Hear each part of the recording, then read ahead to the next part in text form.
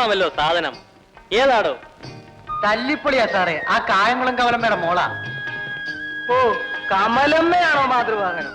ഓ, ഇപ്പൊ ആകർഷണ വലയൊക്കെ പോയി. ഓ, പണ്ടവൾ ആരായിരുന്നു?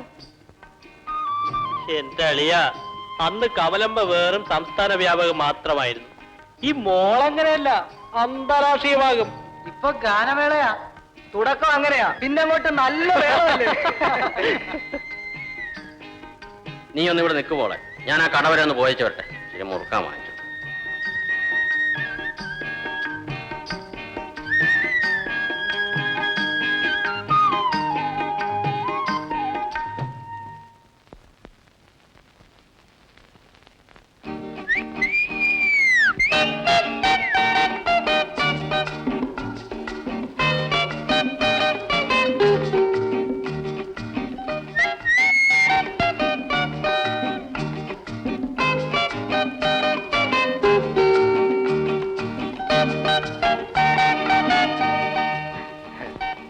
എങ്ങോട്ടാ?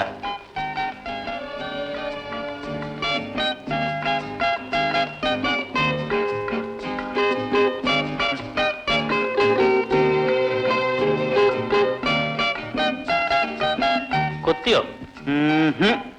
അങ്ങനെ എളുപ്പത്തിൽ കൊത്തുന്ന ജാതി അല്ലടേ.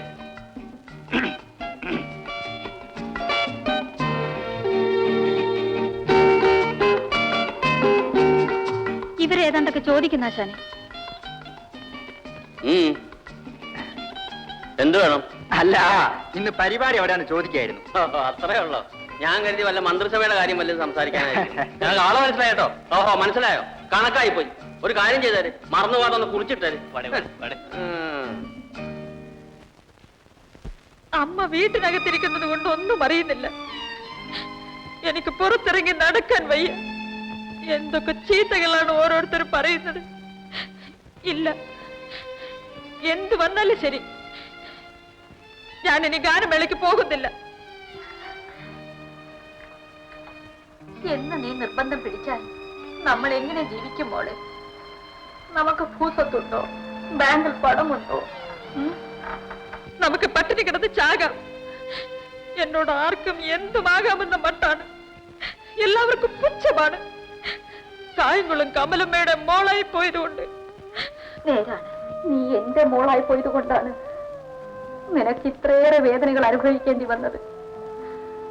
ഈ ലോകം അതിന്റെ പക മുഴുവനും എന്നോട് തീർത്ത് തൃപ്തിപ്പെടുമെന്ന് ഞാൻ സമാധാനപ്പെട്ടു. ഇല്ല, അവർ നിന്നെയും വെറുതെ വിടില്ല. ഞാനൊരു നാടകക്കാരിയായി പോയതിന് ഇത്ര നീണ്ടു നിൽക്കുന്ന ശിക്ഷ നീ എനിക്ക് തന്നല്ലോ ഈശ്വര.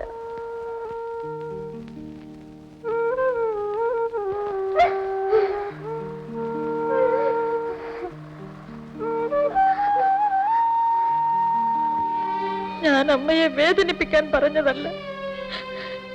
സത്യത്തിൽ പലപ്പോഴും ചത്തുകളഞ്ഞാലോ എന്ന് ഞാൻ ആലോചിച്ചു. അത്ര കണ്ടാണ് ആളുകൾ എന്നെ ആക്ഷേപിക്കുന്നതും കളിയാക്കുന്നതും.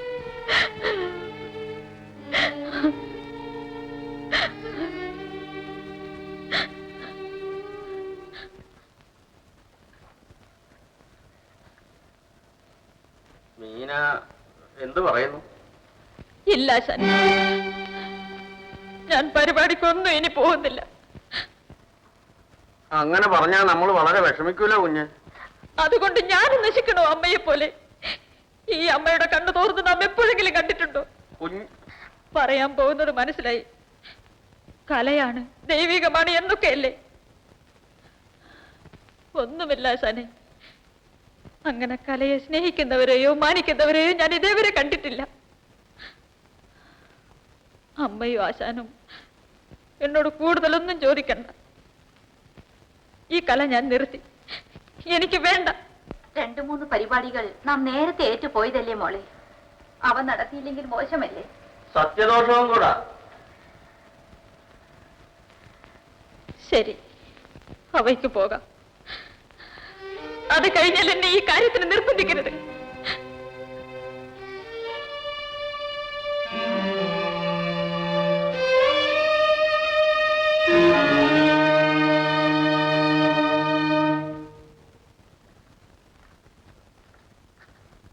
എന്താ ആശാനെ? വേണ്ട സാർ, മീന ഇനി ഗാനമേളയ്ക്കൊന്നും പോകുന്നില്ലെന്നാ പറയുന്നു. അവക്ക് ഇഷ്ടമല്ല. പക്ഷേ ഞങ്ങൾ പൊതുജനങ്ങൾക്ക് ഇഷ്ടമാണ്. നിങ്ങൾ പൊതുജനങ്ങൾ തന്നെയാണ് അവളെ കൊണ്ട് ഇങ്ങനെ ഒരു തീരുമാനം എടുപ്പിച്ചത്. വലിയ നിരാശയായല്ലോ. ഞങ്ങളുടെ കലാസമിതിയുടെ രക്ഷകർത്താവ് ആരാണെന്ന് അറിയാമല്ലോ. അദ്ദേഹത്തിന് കലയെന്ന് വെച്ചാൽ പ്രാണനാണ്.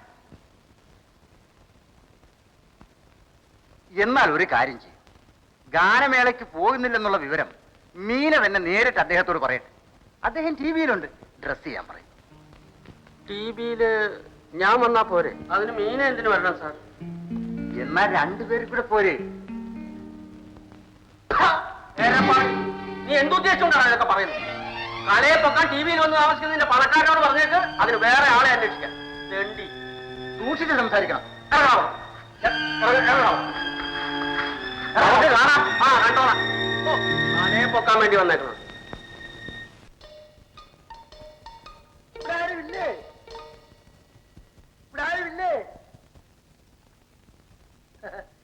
കായംകുളം കമലമ്മയുടെ വീടല്ലേ? എനിക്ക് അവരെ ഒന്ന് കാണണം. ഇങ്ങോട്ടിരിക്കാൻ ഭർത്താവായിരിക്കും. തബലേ? ഓഹോ, കമലമ്മയുടെ തബലയാ.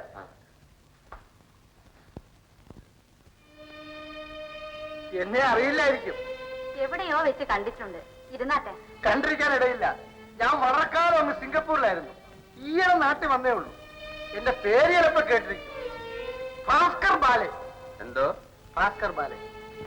ബാലെ എന്നൊരു കലാരൂപം ആദ്യമുറക്കിയത് ഞാനാണ് സിംഗപ്പൂർ. നൃത്ത നാടകത്തിന്റെ ഒരു ഒരു ടൈപ്പാണ് ബാലെ. ഓ, ബാലി വിജയം. അത് കഥകളി. ഇതെന്റെ മകളാണ് മീന. ഭംഗിയായിട്ട് പാടുമെന്ന് പറഞ്ഞത് ഈ പെൺകുട്ടിയാണോ? ആകെ കൂടി ഒരങ്ങേ ഉള്ളൂ. മീന കേട്ടിട്ടുണ്ടോ ഭാസ്കർ ബാലെ? ഭാസ്കർ ബാലെ എന്ന് ഇല്ല, കേട്ടിട്ടില്ല. അത് ഒരു ബാലെ ട്രൂപ്പാണ്. ഞാനാണ് അതിന്റെ ഓർഗനൈസർ. അതിൽ പാട്ട് പാടാനായിട്ട് ഒരു പെൺകുട്ടിയെ വേണ്ടിയിരുന്നു. മീനയ്ക്ക് സമ്മതമാണെങ്കിൽ. ഇവിടെ നീ പാടാൻ പോകുന്നില്ലെന്നും പറഞ്ഞിരിക്കുകയാണ്. മണ്ടത്തരം പറയുന്നു. വാസന മേടിച്ചു പോവില്ലയോ? സാർ, ജീവിതം മുരടിക്കുന്നതിനേക്കാൾ വലുതല്ലല്ലോ വാസന മുരടിക്കുന്നത്. മീനയുടെ അമ്മ അതുല്യായ ഒരു കലാകാരിയായിരുന്നു, അത് മറക്കരുത്.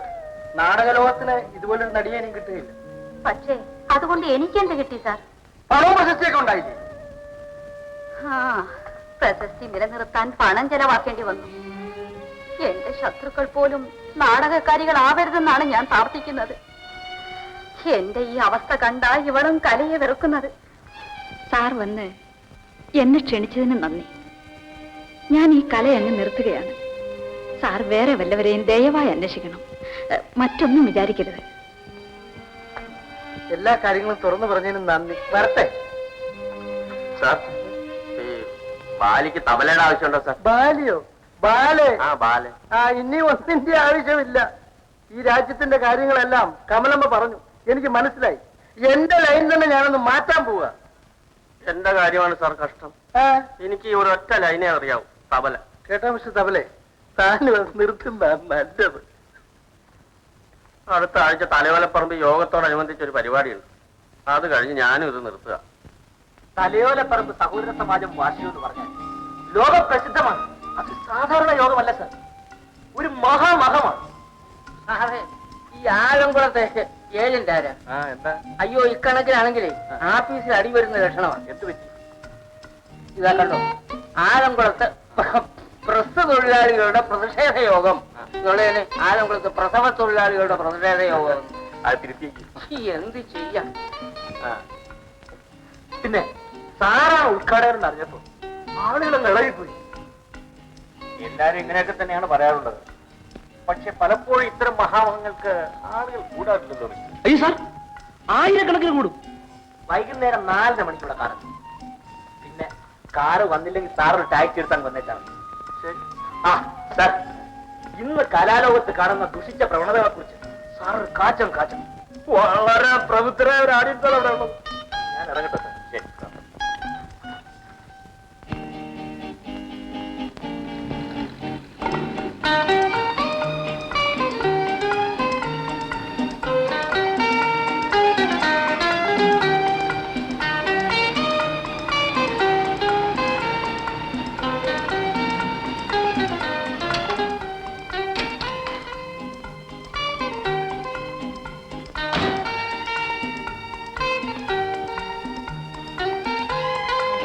ആ ബെഞ്ച് അങ്ങോട്ട് നിൽക്കില്ലേ, ഈ തല ഇങ്ങോട്ട് തിരിച്ച്. എന്ത് വേലയുടെ ഇതൊക്കെ. ആ ചെയർ അങ്ങോട്ട് ഇടണം. ദേ സാർ വന്നു കഴിഞ്ഞു.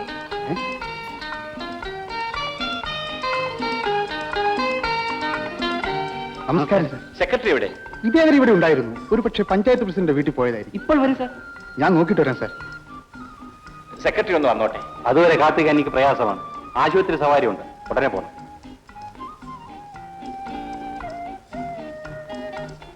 എത്ര രൂപയാണ്? 5 രൂപ. ഇതാ.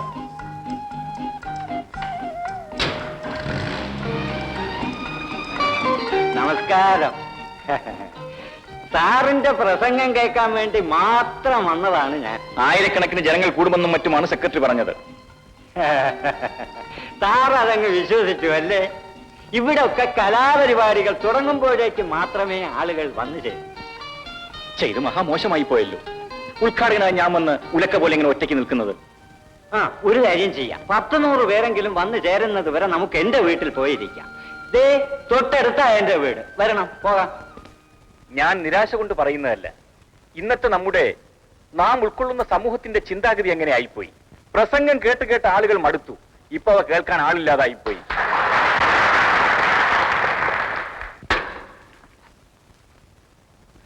നാം നിത്യമെന്നോണം കാണാറുണ്ട്, കേൾക്കാറുണ്ട്. രാഷ്ട്രീയ സമ്മേളനങ്ങളിൽ പോലും കഥാപ്രസംഗങ്ങളും ഗാനമേളകളും മറ്റും ഉണ്ടെങ്കിൽ മാത്രമേ ആളുകൾ ഇങ്ങനെ തടിച്ചു കൂടാറുള്ളൂ. ഒരു നീണ്ട പ്രസംഗം ഇവിടെ അസ്ഥാനത്താണ്.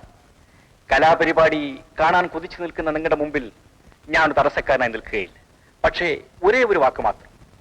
കലയ്ക്ക് മനുഷ്യനെ ദേവനാക്കി ഉയർത്താനുള്ള മാസ്മര ശക്തിയുണ്ട്.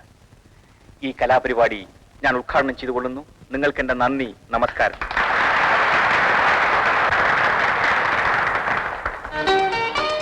മിസ്റ്റർ, ഇനി മടക്കയാത്ര എങ്ങനെയാ? ഇങ്ങോട്ട് വന്നതിന് ഞാൻ പണം കൊടുത്തു. ടാക്സി അന്വേഷിച്ചിട്ട് അടുത്തൊന്നും കിട്ടിയില്ല. അവനവർ ആലോചിച്ചിട്ടുണ്ട്. ഉടനെ വരും.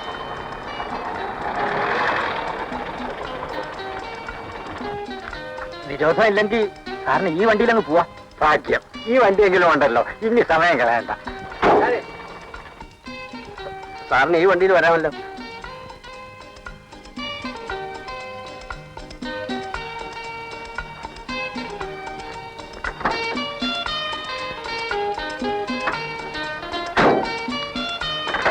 ഇങ്ങനെയൊക്കെ വന്നുപോയി. സാറിന് വിഷമം തോന്നരുത്. അല്ല, സാറോടൊക്കെ രൂപ നാളെ എത്തിക്കാം.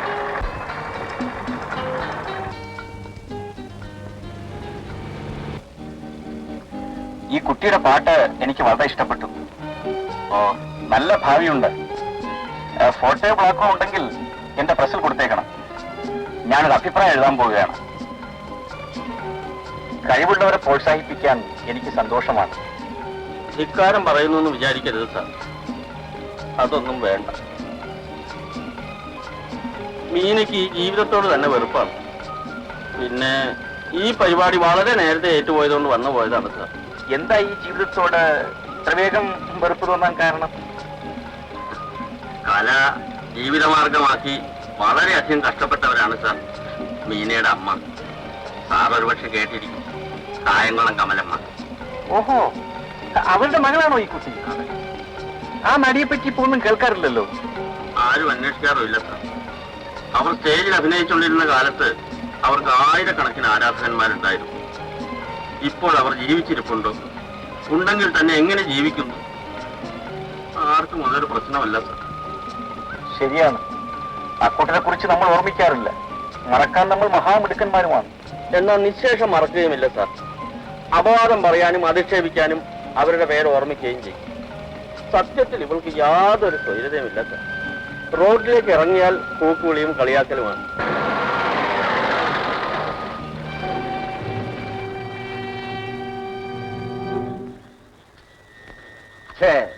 സാറിന് ഇത് അത്ര പറ്റിയതല്ല. പത്രത്തിൽ ആദർശം വീഴും, രാത്രിയിൽ ഈ തൊഴിലും. മീനയെ ഞങ്ങളെ വണ്ടിയിൽ വീട്ടിലടിച്ചോളാം. സാറല്ലേ പോയേട്ടെ.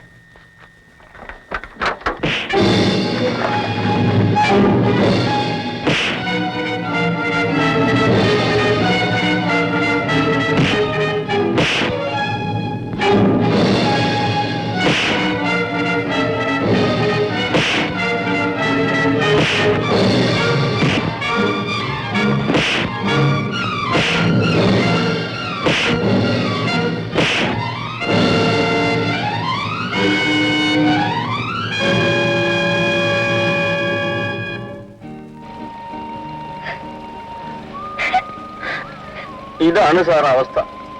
എന്ത് ചെയ്യാമെന്ന് പറയാം. പാവം, ഇവൾക്ക് പുറത്തിറങ്ങാൻ ഭയമാണ്. ഇതിന് ഇവൾ എന്ത് തെറ്റ് ചെയ്തു സാർ?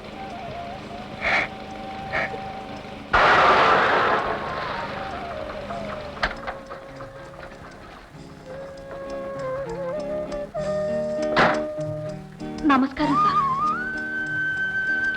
ഞങ്ങളുടെ വീട് ഒരു കുടിലാണ് സാർ. വിരോധമില്ലെങ്കിൽ ഒന്ന് കേറിയിട്ട് പോവാ. അത് ഞങ്ങൾക്കൊരു അന്തസ്സാണ് സാർ. ശരി. എന്റെ പൊന്നുമോനെ, ഈ വേഷത്തിന് ഞാൻ എങ്ങനെ പോയി കാണും? സാരമില്ലമ്മേ, നമ്മുടെ വീട്ടിൽ വന്ന അദ്ദേഹത്തെ കാണാതിരിക്കുന്ന തെറ്റല്ലേ?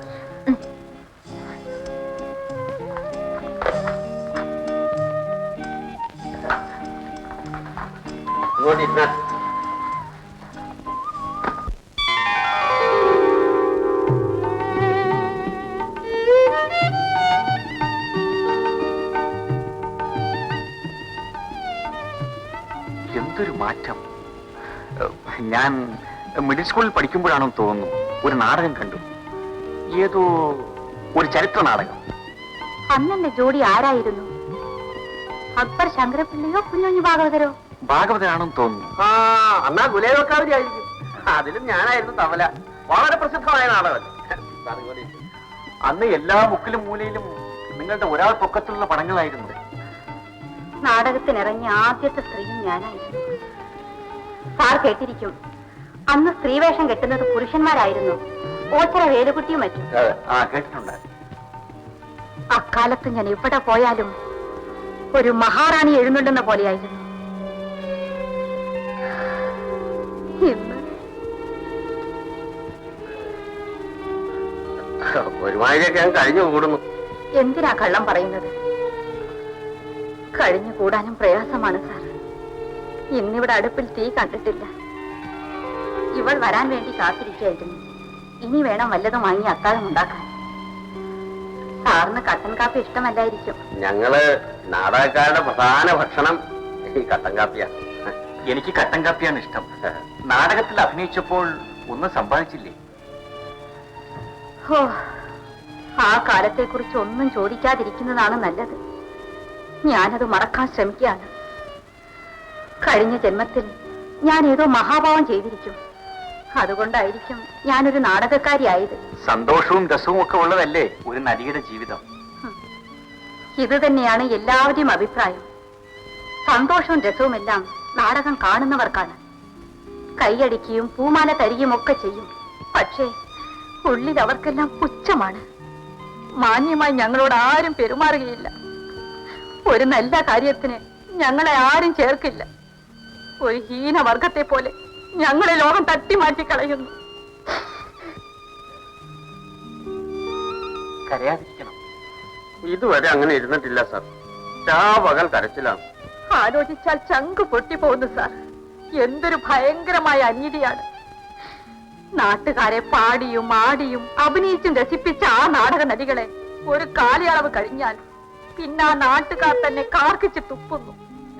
ഞങ്ങളുടെ സന്താനങ്ങളെ പോലും അവർ വെറുതെ വിടുന്നില്ല സാർ.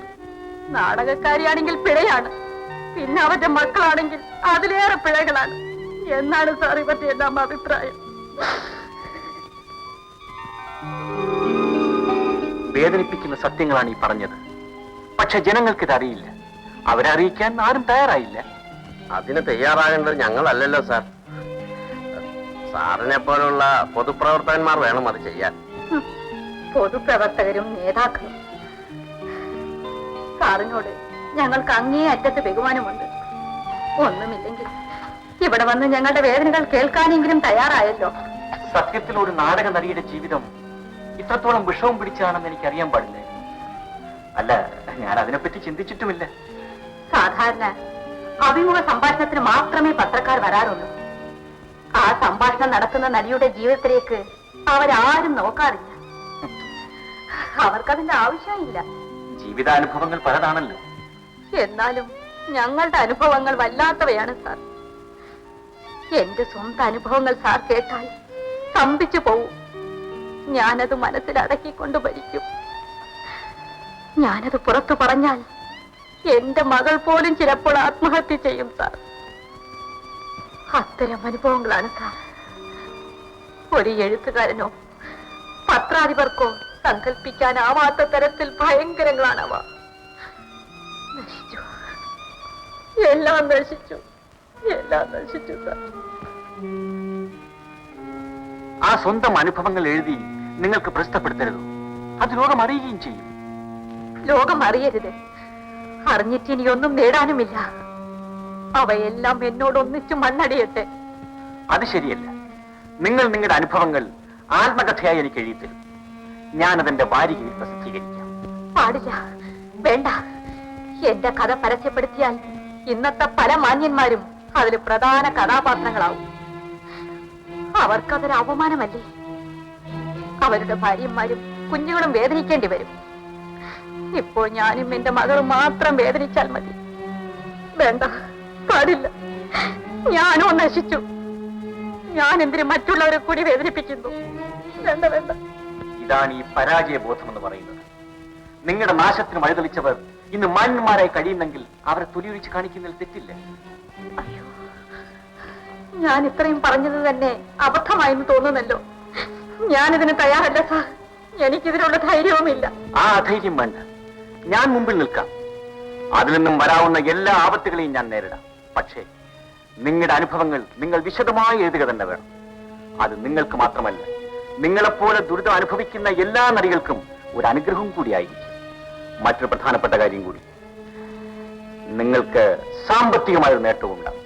അങ്ങനെ എന്റെ കഷ്ടതകൾ എഴുതി ഒരു ഫണ്ട് പിരിവ് വേണ്ട സാർ. അത് പിച്ചെടുക്കുന്നതിന് തുല്യമാണ്. ഈ ഇടയ്ക്ക് രോഗം പിടിച്ചു കിടക്കുന്ന 2-3 നാടകക്കാർക്ക് വേണ്ടി ഒരു ഫണ്ട് പിരിവ് ചിലർ നടത്തി. ഞാനും എന്റെ കമ്മൽ പണയം വെച്ച് 5 രൂപ കൊടുത്തു. അവരാ ഫണ്ട് കൊണ്ടുപോയ സ്ഥലം ആശാൻ അറിയാം. ആശാൻ കണ്ടു. ചാരായ ഷാപ്പിലേക്കാണ് സാർ. ഞാൻ പറഞ്ഞത് മനസ്സിലായില്ല. ഫണ്ട് പിരിവിനല്ല, ആത്മകഥ എഴുതി തന്നാൽ ഞാൻ തന്നെ അത് വിലക്കെടുത്തോളാം. ഞാനത് ചെയ്യില്ല സാർ. ഇപ്പോൾ തന്നെ മനസ്സടക്കി ഇവിടെ ജീവിക്കാൻ വഴിയില്ല. ഇനി ഇതുകൂടെ ആയാൽ എന്നെയും എന്റെ മകളെയും ഈ നാട്ടുകാർ തല്ലിക്കൊല്ലും. അങ്ങനെ ഒന്നും സംഭവിക്കില്ല. കായംകുളം കമലമ്മ അവരുടെ ആത്മകഥ എഴുതുന്നു എന്നൊന്ന് പരസ്യപ്പെടുത്താനെങ്കിലും എന്നെ അനുവദിക്കാം. ഇന്നത്തെ ഈ ദാരിദ്ര്യവും പട്ടിണിയും കഷ്ടപ്പാടും ഒക്കെ മാറും. അതെങ്ങനെ സാർ? എനിക്ക് മനസ്സിലാവുന്നില്ല. അത് പറഞ്ഞു മനസ്സിലാക്കാൻ എനിക്കും പ്രയാസമാണ്. പക്ഷേ എന്റെ മനസ്സിൽ ഞാൻ ചില പോംവഴികൾ കാണുന്നുണ്ട്. ഏതായാലും നിങ്ങൾക്ക് സാമ്പത്തികമായ നേട്ടമുണ്ടാകുമെന്നുള്ളത് തീർച്ച.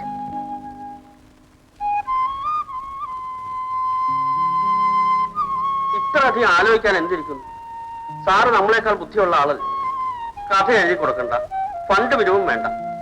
വെറും ഒരു പരസ്യം കൊണ്ട് മാത്രം നമുക്ക് എന്തെങ്കിലും ഗുണം കിട്ടാൻ പോകുന്നെങ്കിൽ എന്തിന് ഇത്ര അധികം ആലോചിക്കുന്നു? സാറ് പരസ്യപ്പെടുത്തിക്കൊണ്ടു. അവർ പറയട്ടെ. പറയണം. ഞങ്ങളുടെ ഗുണത്തിന് വേണ്ടിയായിരിക്കുമല്ലോ സാർ പറയുന്നത്. ഞാൻ സമ്മതിച്ചു.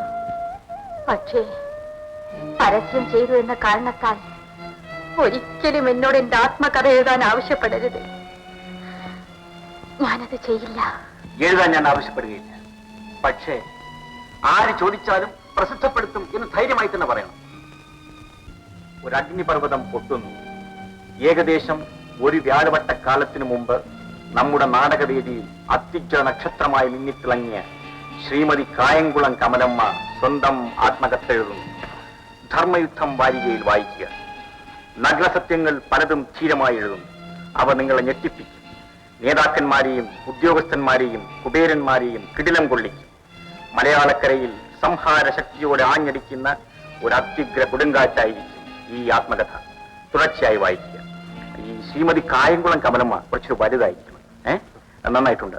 ബോർഡർ കുറച്ചുകൂടി തിക്കാക്കി. ശരി സാർ. തകർപ്പനായിട്ടുണ്ട് സാറേ. ഈ പരസ്യം പുറത്തു വന്നാലുണ്ടല്ലോ ഒരു 10,000 കാപ്പി നമുക്ക് കൂടുതൽ അടിക്കാം.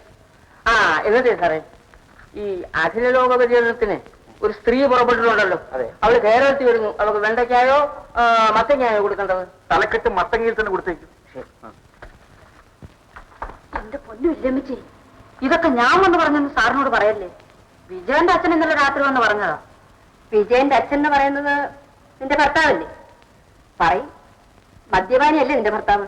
ഓ, വല്ലപ്പോഴും ഒക്കെ ഇത്തിരി മദ്യപാനം കുടിക്കുമെങ്കിലും അങ്ങനെ നുണ പറയുന്ന ആളൊന്നുമല്ല.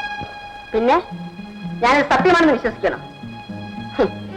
ഗുരുവായൂർ പോയി ഭജനമിരുന്ന് കിട്ടിയ ഒരേ ഒരു സന്തതിയാണവൻ. 5 വയസ്സിൽ നീതിസാരം ഞാൻ അവനെ പഠിപ്പിച്ചു.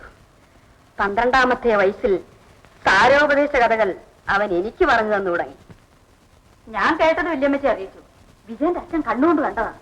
എങ്കിലത് റിട്ടയർഡ് ഹെഡ് മിസ്റ്റർ ഈശ്വര്യമ്മയുടെ മകനായിരിക്കില്ല. അവളൊരു പുതിയ കഥയുമായി വന്നിരിക്കുന്നു.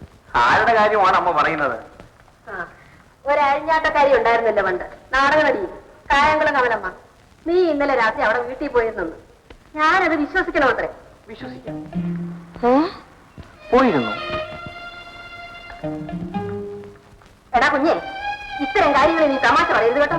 തമാശയല്ലമ്മേ, ഞാൻ പോയിരുന്നു. എന്തിന്? ഇന്നലെ തലയോരപ്പറമ്പിൽ വെച്ചിടുന്ന യോഗത്തിൽ ആ കമലമ്മയുടെ മകളുടെ ഗാനമേളയും ഉണ്ടായിരുന്നു. അത് കഴിഞ്ഞ് ഒരേ കാറിൽ തന്നെ ഞങ്ങൾക്ക് മടങ്ങേണ്ടി വന്നു. അവൾ നീ യാത്ര ചെയ്തിരുന്ന കാറിലുണ്ടായിരുന്നു? ഇല്ല, അവൾ യാത്ര ചെയ്തിരുന്ന കാറിൽ ഞാനുണ്ടായിരുന്നു. അപ്പോൾ അവള് പറഞ്ഞതെല്ലാം ശരിയാണല്ലോ. എന്തൊക്കെയാണ് പറഞ്ഞെന്ന് അറിയില്ലല്ലോ അമ്മേ. അടിയും ബഹളമൊക്കെ നടന്നോടാ? ആ ഉപായത്തിൽ. എന്റെ ചാമുണ്ടേശ്വരി, നശിച്ച ഈ തറവാട്. എടാ, അവൾ അപസാരികയാടാ. അറിയില്ലമ്മേ. ആണെങ്കിൽ തന്നെയും അതുകൊണ്ട് നമ്മുടെ തറവാട് എങ്ങനെ നശിക്കും? എന്തൊരു ധൈര്യമാണ് നിനക്ക്. അതിനുള്ള മേന്മ അമ്മയ്ക്കല്ലേ. ഒരു ധൈര്യശാലിയെ പ്രസവിച്ച മഹതിയാണ് റിട്ടയർഡ് മിസ്റ്റർ ഈശ്വര്യമ്മ എന്ന ആളുകൾ അമ്മയെ പുകഴ്ത്തും. എന്റെ അമ്മ ഇത്രയ്ക്ക് ശുദ്ധഭാവമായിപ്പോയല്ലേ. ആ കമലമ്മ ചീത്തയായിരിക്കാം, പക്ഷെ അവളുടെ ജീവിത വേദനകളും വിഷമങ്ങളും അറിയുന്നതിൽ എന്താണ് തെറ്റ്? അത് അവളുടെ നിത്യ സന്ദർശകന്മാരെ അറിഞ്ഞാൽ പോരെ.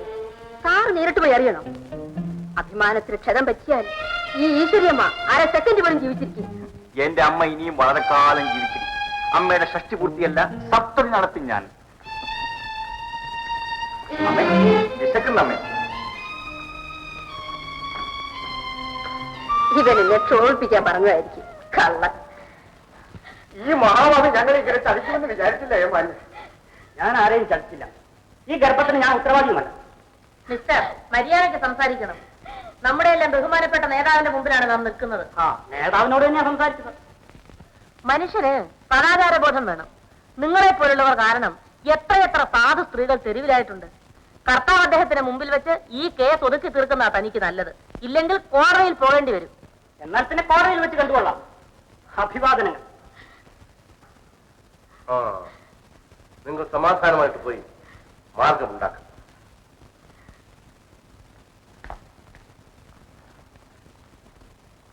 ഞാനും ഇറങ്ങട്ടെ. ഒരു നിമിഷം. അവരൊക്കെ നിന്നതുകൊണ്ടാണ് ഞാൻ പറയാതിരുന്നത്. സദാചാരത്തെ പറ്റി മിസസ് നായർ പറഞ്ഞു. പക്ഷെ അത് സ്ത്രീകൾക്കും വേണം. ഇതാ കണ്ടോ പത്രത്തിലൊരു വാർത്ത. ദേശീയായ കായംകുളം കമലമ്മ അവരുടെ ആത്മകഥ പ്രസിദ്ധീകരിക്കാൻ പോകുന്നു. മിസസ് നായരോട് ഞാൻ ചോദിക്കുന്നു, ഇത് സ്ത്രീ ലോകത്തിന് പൊതുവേ അവമാനകരമല്ലേ? അതെ സാർ. ഇത്തരം അശ്ലീല പ്രസിദ്ധീകരണങ്ങൾ നമുക്ക് സംസ്കാരമുള്ളവർക്ക് വീട്ടിൽ വരുത്താൻ ഒക്കുമോ?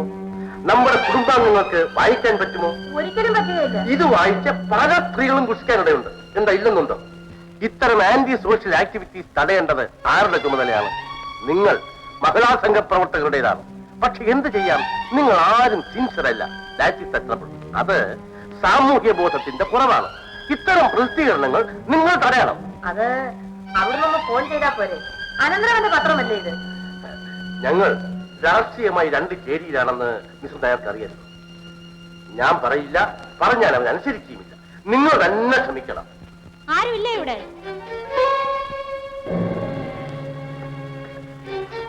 നിങ്ങൾ എവിടെ നിന്ന് വരുന്നു? ആദർശ മഹിളാ മണ്ഡലി പ്രവർത്തക സമിതി അംഗങ്ങളാണ് ഞങ്ങൾ. നിങ്ങൾ ആത്മകഥ എഴുതി പരസ്യം ചെയ്യുന്നുവെന്നറിഞ്ഞു. ശരിയാണോ? ശരിയാണ്. അതിന്റെ ആവശ്യം എന്റെ ആവശ്യമാണ്. അത് സ്ത്രീവർഗത്തിന് മുഴുവൻ ഒരു അപമാനമായി തീരുകയില്ലേ? മനസ്സിലായില്ല. നിങ്ങളൊക്കെ എന്നേക്കാൾ പഠിപ്പും ബോധവും ഉള്ളവരാണ്. ഞാൻ എന്റെ അനുഭവങ്ങൾ മാത്രമാണ് എഴുതുന്നത്. അതിന് നിങ്ങളിൽ ഏത് സ്ത്രീക്കാണ് അപമാനം? ഞങ്ങൾക്കാർക്കും ഒരു അപമാനവുമില്ല. പക്ഷേ നല്ല അനുഭവങ്ങളൊന്നും നിങ്ങൾക്കുണ്ടായിരിക്കില്ലല്ലോ. അവയൊക്കെ അശ്ലീലങ്ങളായിരിക്കും. അത് വായിച്ച് മറ്റു സ്ത്രീകളും ദുഷിക്കണോ? ഓഹോ, എന്നാൽ മറ്റു സ്ത്രീകൾ ദുഷിക്കാതിരിക്കാനാണ് ഞാൻ എന്റെ ആത്മകഥ എഴുതുന്നത്. സംസ്കാരമുണ്ടെന്ന് അഭിമാനിക്കുന്ന സമുദായം സാധു സ്ത്രീകളുടെ അഭിമാനത്തെ എങ്ങനെ ഞെരിച്ചു കൊല്ലുന്നു എന്ന് എനിക്ക് എന്റെ അനുഭവത്തിൽ നിന്നും പറയാൻ സാധിക്കും. ഇന്നല്ലെങ്കിൽ നാളെയെങ്കിലും ഞങ്ങളെ പോലുള്ളവർക്ക് ഒരു നല്ല കാലം ഉണ്ടാകേണ്ടേ? കഷ്ടകാലത്തിന് ഞങ്ങൾ നാടകത്തിൽ അഭിനയിച്ചു പോയി. അതുകൊണ്ട് ഞങ്ങൾ ദുഷിച്ച സ്ത്രീകളാണെന്ന് ലോകം വിധി എഴുതി അതിനെതിരായ ഒരു വാക്കെങ്കിലും പറയാൻ ബഹുമാനപ്പെട്ട നിങ്ങൾക്ക് വനിതാ സംഘടനക്കാർക്ക് തോന്നിയോ? ഞങ്ങളുടെ ഒരു വർഗം ജീവിച്ചിരിക്കുന്നു എന്ന് പോലും നിങ്ങൾക്ക് അറിഞ്ഞുകൂടാ. അഥവാ അറിഞ്ഞാൽ തന്നെ അറപ്പാണ്. ഞങ്ങളും സ്ത്രീകളാണ്. ഞങ്ങൾ കരകയറേണ്ടത് മഹിളാ സംഘത്തിന്റെ പ്രശ്നമല്ല. തലമുറകളായി ഞങ്ങൾ ഒഴുക്കുന്ന കണ്ണുനീർ നിങ്ങൾക്കൊരു പ്രശ്നമല്ല. ഞങ്ങളെ കൊടുന്ന് ഉദ്ധരിക്കാൻ വേണ്ടി ദയവായി നിങ്ങൾ ജാഥ നടത്തണം. ആകാശം പൊട്ടുമാറി പിടിക്കണം. മനുഷ്യർ കേട്ടില്ലെങ്കിലും ഈശ്വരനെങ്കിലും ആ വിളി കേൾക്കും.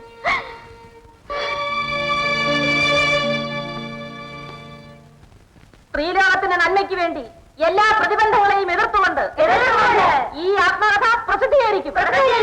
ആത്മകഥ. ഹലോ, അച്ചാടൻ കർത്താവാണ് സംസാരിക്കുന്നത്. നമസ്കാരം സാർ. എഡിറ്റർ രാഘവൻപിള്ളയാണ് സംസാരിക്കുന്നത്. ഓ, പ്രതാപ സാറിന്റെ കൊടുക്കാം. എന്താ വേണ്ടെന്നോ? അത് അടുത്ത ലക്കത്തിൽ തുടങ്ങുമെന്നാണ് തോന്നുന്നത്. എന്താ പത്രത്തിന്റെ അന്തസ്സോ? ഞാൻ പറയാം. ശരി സാർ. ഹലോ, വെച്ചു പറഞ്ഞു. എന്തോ അമ്മാവനാണ് സംസാരിച്ചത്. കമലമ്മയുടെ ആത്മകഥ പത്രത്തിൽ പ്രസിദ്ധപ്പെടുത്തിയതിന്റെ അന്തസ്സ് മലിനപ്പെടുത്തരുത് എന്നാണ്.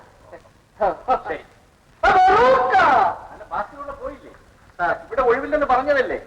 ഇതെല്ലാം എന്റെ സർട്ടിഫിക്കറ്റുകളാണ്. ഞാനങ്ങ് സിംഗപ്പൂരിലായിരുന്നു, പബ്ലിസിറ്റി ഓഫീസർ, ഒരു വലിയ ബാലെ ട്രൂപ്പിന്റെ. നാട്ടിൽ വന്ന് സ്വന്തമായിട്ട് ഒരു ബാലെ ട്രൂപ്പ് തുടങ്ങാമെന്ന് വിചാരിച്ചു, ഭാസ്കർ ബാലെ ട്രൂപ്പ്. പക്ഷെ നാട്ടിലതിനുള്ള സ്കോപ്പ് ഇല്ല എന്ന് മനസ്സിലായി. അതുകൊണ്ട് ഏതെങ്കിലും ഒരു പത്രത്തില് വർക്ക് ചെയ്യാമെന്ന് വിചാരിച്ചാണ് ഞാൻ ഇങ്ങോട്ട് പോകുന്നത്. ഇവിടുത്തെ പ്രയാസം ഞാൻ പറഞ്ഞല്ലോ. സാറിന്റെ കൂടെ ജോലി ചെയ്താൽ തീർച്ചയായിട്ടും ഒരു നല്ല ജേർണലിസ്റ്റ് ആയിട്ട് ഉയരാമെന്ന് എനിക്ക് വിശ്വാസമുണ്ട്. ശമ്പളം ഒരു പ്രശ്നമല്ല സാർ. ദയവ് തന്നെ മടക്കി അയക്കാൻ. ഞാൻ ഒരു റിപ്പോർട്ടായിട്ട് വർക്ക് ചെയ്തോളാം സാർ. സിംഗപ്പൂരിൽ പോകുന്നതിന് മുമ്പേ ഞാൻ റിപ്പോർട്ടായിട്ട് ജോലി നോക്കിയിട്ടുണ്ട്. ഒരു പത്രത്തിന്റെ, തനിതളം പത്രത്തിന്റെ. എന്നാൽ തൽക്കാലം ഒരു റിപ്പോർട്ടറായി ഇവിടെ നിൽക്കും. പക്ഷെ സ്ഥിരമല്ല, പറഞ്ഞേക്കാം. ലോകത്തിൽ എന്താണ് സാർ സ്ഥിരമായിട്ടുള്ളത്? എന്താ അത്? സിംഗപ്പൂരിലെ ബറൂക്ക എന്ന് വെച്ചാൽ വിജയിക്കട്ടെ എന്നാണ്. ഇപ്പൊ ചേച്ചി എന്ത് പറയുന്നു? പ്രതാപന്റെ പ്രവൃത്തികളുടെ ഭവിഷ്യത്തുകളെ പറ്റി ഞാൻ പലപ്പോഴും ചേച്ചിക്ക് മുന്നറിയിപ്പ് തന്നിട്ടുണ്ട്. പക്ഷെ അന്നൊക്കെ ചേച്ചി എന്താണ് പറഞ്ഞത്? രാഷ്ട്രീയമായ അഭിപ്രായ വ്യത്യാസം കൊണ്ടാണ് ഞാൻ ഇങ്ങനെയൊക്കെ പറയുന്നത് എന്നല്ലേ? അന്നൊക്കെ എനിക്ക് അങ്ങനെ തന്നെയാ തോന്നിയിരുന്നു. എനിക്ക് തെറ്റിപ്പോയി. ഞാൻ സമ്മതിച്ചു പരമേശ്വര. ചേച്ചിയെ കൊണ്ട് സമ്മതിപ്പിക്കാനല്ല എന്റെ ശ്രമം. രാഷ്ട്രീയമായ അഭിപ്രായ വ്യത്യാസം വേറെ, ബന്ധം വേറെ. അച്ഛൻ കോൺഗ്രസും മകൻ കമ്മ്യൂണിസ്റ്റും മരുമകൻ സോഷ്യലിസ്റ്റുമായി കഴിയുന്ന എത്രയോ കുടുംബങ്ങളുണ്ട്. വളരെയുണ്ട്. ആണോ? അപ്പോ രാഷ്ട്രീയം രാഷ്ട്രീയവും ബന്ധം ബന്ധവുമാണ്. പ്രതാപൻ ബുദ്ധിമാനാണ്, പുരോഗമനവാദിയാണ്. പക്ഷെ അവന്റെ ബുദ്ധിയും കഴിവും നല്ല കാര്യങ്ങൾ ഉപയോഗിച്ചാൽ കൊള്ളാം. അവൻ ആ നാടകക്കാരുടെ ആത്മകഥ പരസ്യം ചെയ്യാൻ പോകും. അവൻ ഏത് തറവാട്ടിൽ പിറന്നവനാണ്, ഏത് സ്ത്രീ പ്രസവിച്ചവനാണ്, അവന്റെ സിരകളിൽ കൂടി ഓടുന്ന രക്തമേതാണ്, ഇത് വല്ലതും അവൻ ചിന്തിച്ചു? എന്റെ കൈകാരികൾ തളർന്നു പരമേശ്വര. അതായിരിക്കുന്നു. ഇവനേക്കാൾ വലിയ സാഹിത്യകാരനായിരുന്നു. പക്ഷെ അക്ഷര സാഹിത്യം എഴുതിയില്ല. എന്തുകൊണ്ട് ചേച്ചി? എന്തുകൊണ്ട്? എനിക്കതല്ല, ഇവൻ ഈ മാറ്റം എങ്ങനെ വന്നു? ഇവന്റെ ബുദ്ധി വന്നിച്ചു പോയി. അതാണ് അതിന്റെ സത്യം. മന്ദിച്ചുപോയി. അവനൊരു മോഹവലയത്തിനകത്ത് അകപ്പെട്ടു പോയി ചേച്ചി. ഡീറ്റെയിൽസ് എന്നോട് ചോദിക്കരുത്. എനിക്കത് ചേച്ചിയോട് പറയാൻ പാടില്ല. പരമേശ്വര, നീ അവനെ നേരിട്ട് വിളിച്ചൊന്ന് ഗുണദോഷിച്ചു. ഞാനോ? അവൻ എനിക്ക് തിരിക്കുന്ന പേരെന്താണെന്ന് അറിയാമോ ചേച്ചിക്ക്? ഓന്ത്. ഞാനൊരു രാഷ്ട്രീയ ഓന്താണ് പോലും. അതായത് നിറം മാറുന്നു എന്ന് സൂചന. അത് അടിക്കടിയുള്ള നിന്റെ പാർട്ടി മാറ്റം കൊണ്ട് ഫലിതത്തിന് അവൻ പറഞ്ഞതായിരിക്കും. അവൻ പറയുന്നതും അച്ചടിക്കുന്നതും ഒക്കെ ഞാൻ ഫലിതമായിട്ടെടുക്കും. കാരണം ഞാൻ അവന്റെ അമ്മാവനാണ്. പക്ഷെ അവൻ ഇപ്പോൾ പ്രസിദ്ധീകരിക്കുന്ന ആ ആത്മകഥയുണ്ടല്ലോ, അത് പലരും ഫലിതമായിട്ട് എടുത്തു വരില്ല ചേച്ചി. ആ നാടകക്കാരി നൊട്ടോറിയസ് ആണ്. അവളുടെ ലൈഫിൽ പലരും ഇടപെട്ടിരിക്കും. അവരിൽ ചിലരൊക്കെ ഇന്ന് വളരെ ഹൈ പൊസിഷനിൽ ഇരിക്കുന്നവരായിരിക്കും. അവരൊക്കെ ഇവനെ വെറുതെ വിട്ടേക്കുമെന്ന് ചേച്ചി വിചാരിക്കുന്നുണ്ടോ? തട്ടിക്കളയും ചേച്ചി. എന്റെ ചാമുണ്ടേശ്വരി. ആ, കഴിഞ്ഞ ആഴ്ച ചെക്കോസ്ലോവാക്യയിൽ ഒരു പത്രാധിപരെ ഏതാണ്ട് ഇതുപോലൊരു കാര്യത്തിൽ തന്നെ വെടി വെച്ച് കൊന്നു. പരമേശ്വര, നീ ഇടപെട്ടേ പറ്റൂ. നെവർ. ഇടപെട്ടാൽ എനിക്കവനെ തല്ലേണ്ടി വരും. അങ്ങനെ ഞാൻ അവനെ തല്ലിയാൽ വെണ്ടക്കായിൽ അവൻ അച്ചടിച്ച് പരസ്യം ചെയ്യും, കറ്റാരം കർത്താവിന്റെ രാഷ്ട്രീയ പകപോക്കലെന്ന്. ഇന്നത്തെ എന്റെ പേഴ്സനെ അത് വല്ലോടെ affect ചെയ്യും. ഞാൻ അവനോട് എന്ത് പറഞ്ഞാലും അവൻ ഗൗരവമായിട്ട് എടുക്കുകയില്ല. എടുത്തില്ലെങ്കിൽ അതിന്റെ ഫലം അവൻ അനുഭവിച്ചോട്ടെ. ഞാൻ ഇത്രയും ചേച്ചിയോട് പറഞ്ഞതുകൊണ്ട് എന്റെ മനസാക്ഷി ക്ലിയറായി. ഞാൻ ഇറങ്ങും. നീ എന്തെങ്കിലും കഴിച്ചോണ്ട് പോ. വേണ്ട, അവൻ അറിഞ്ഞാൽ അത് വെച്ച് അവന് രാഷ്ട്രീയ മുതലെടുപ്പ് നടത്തും.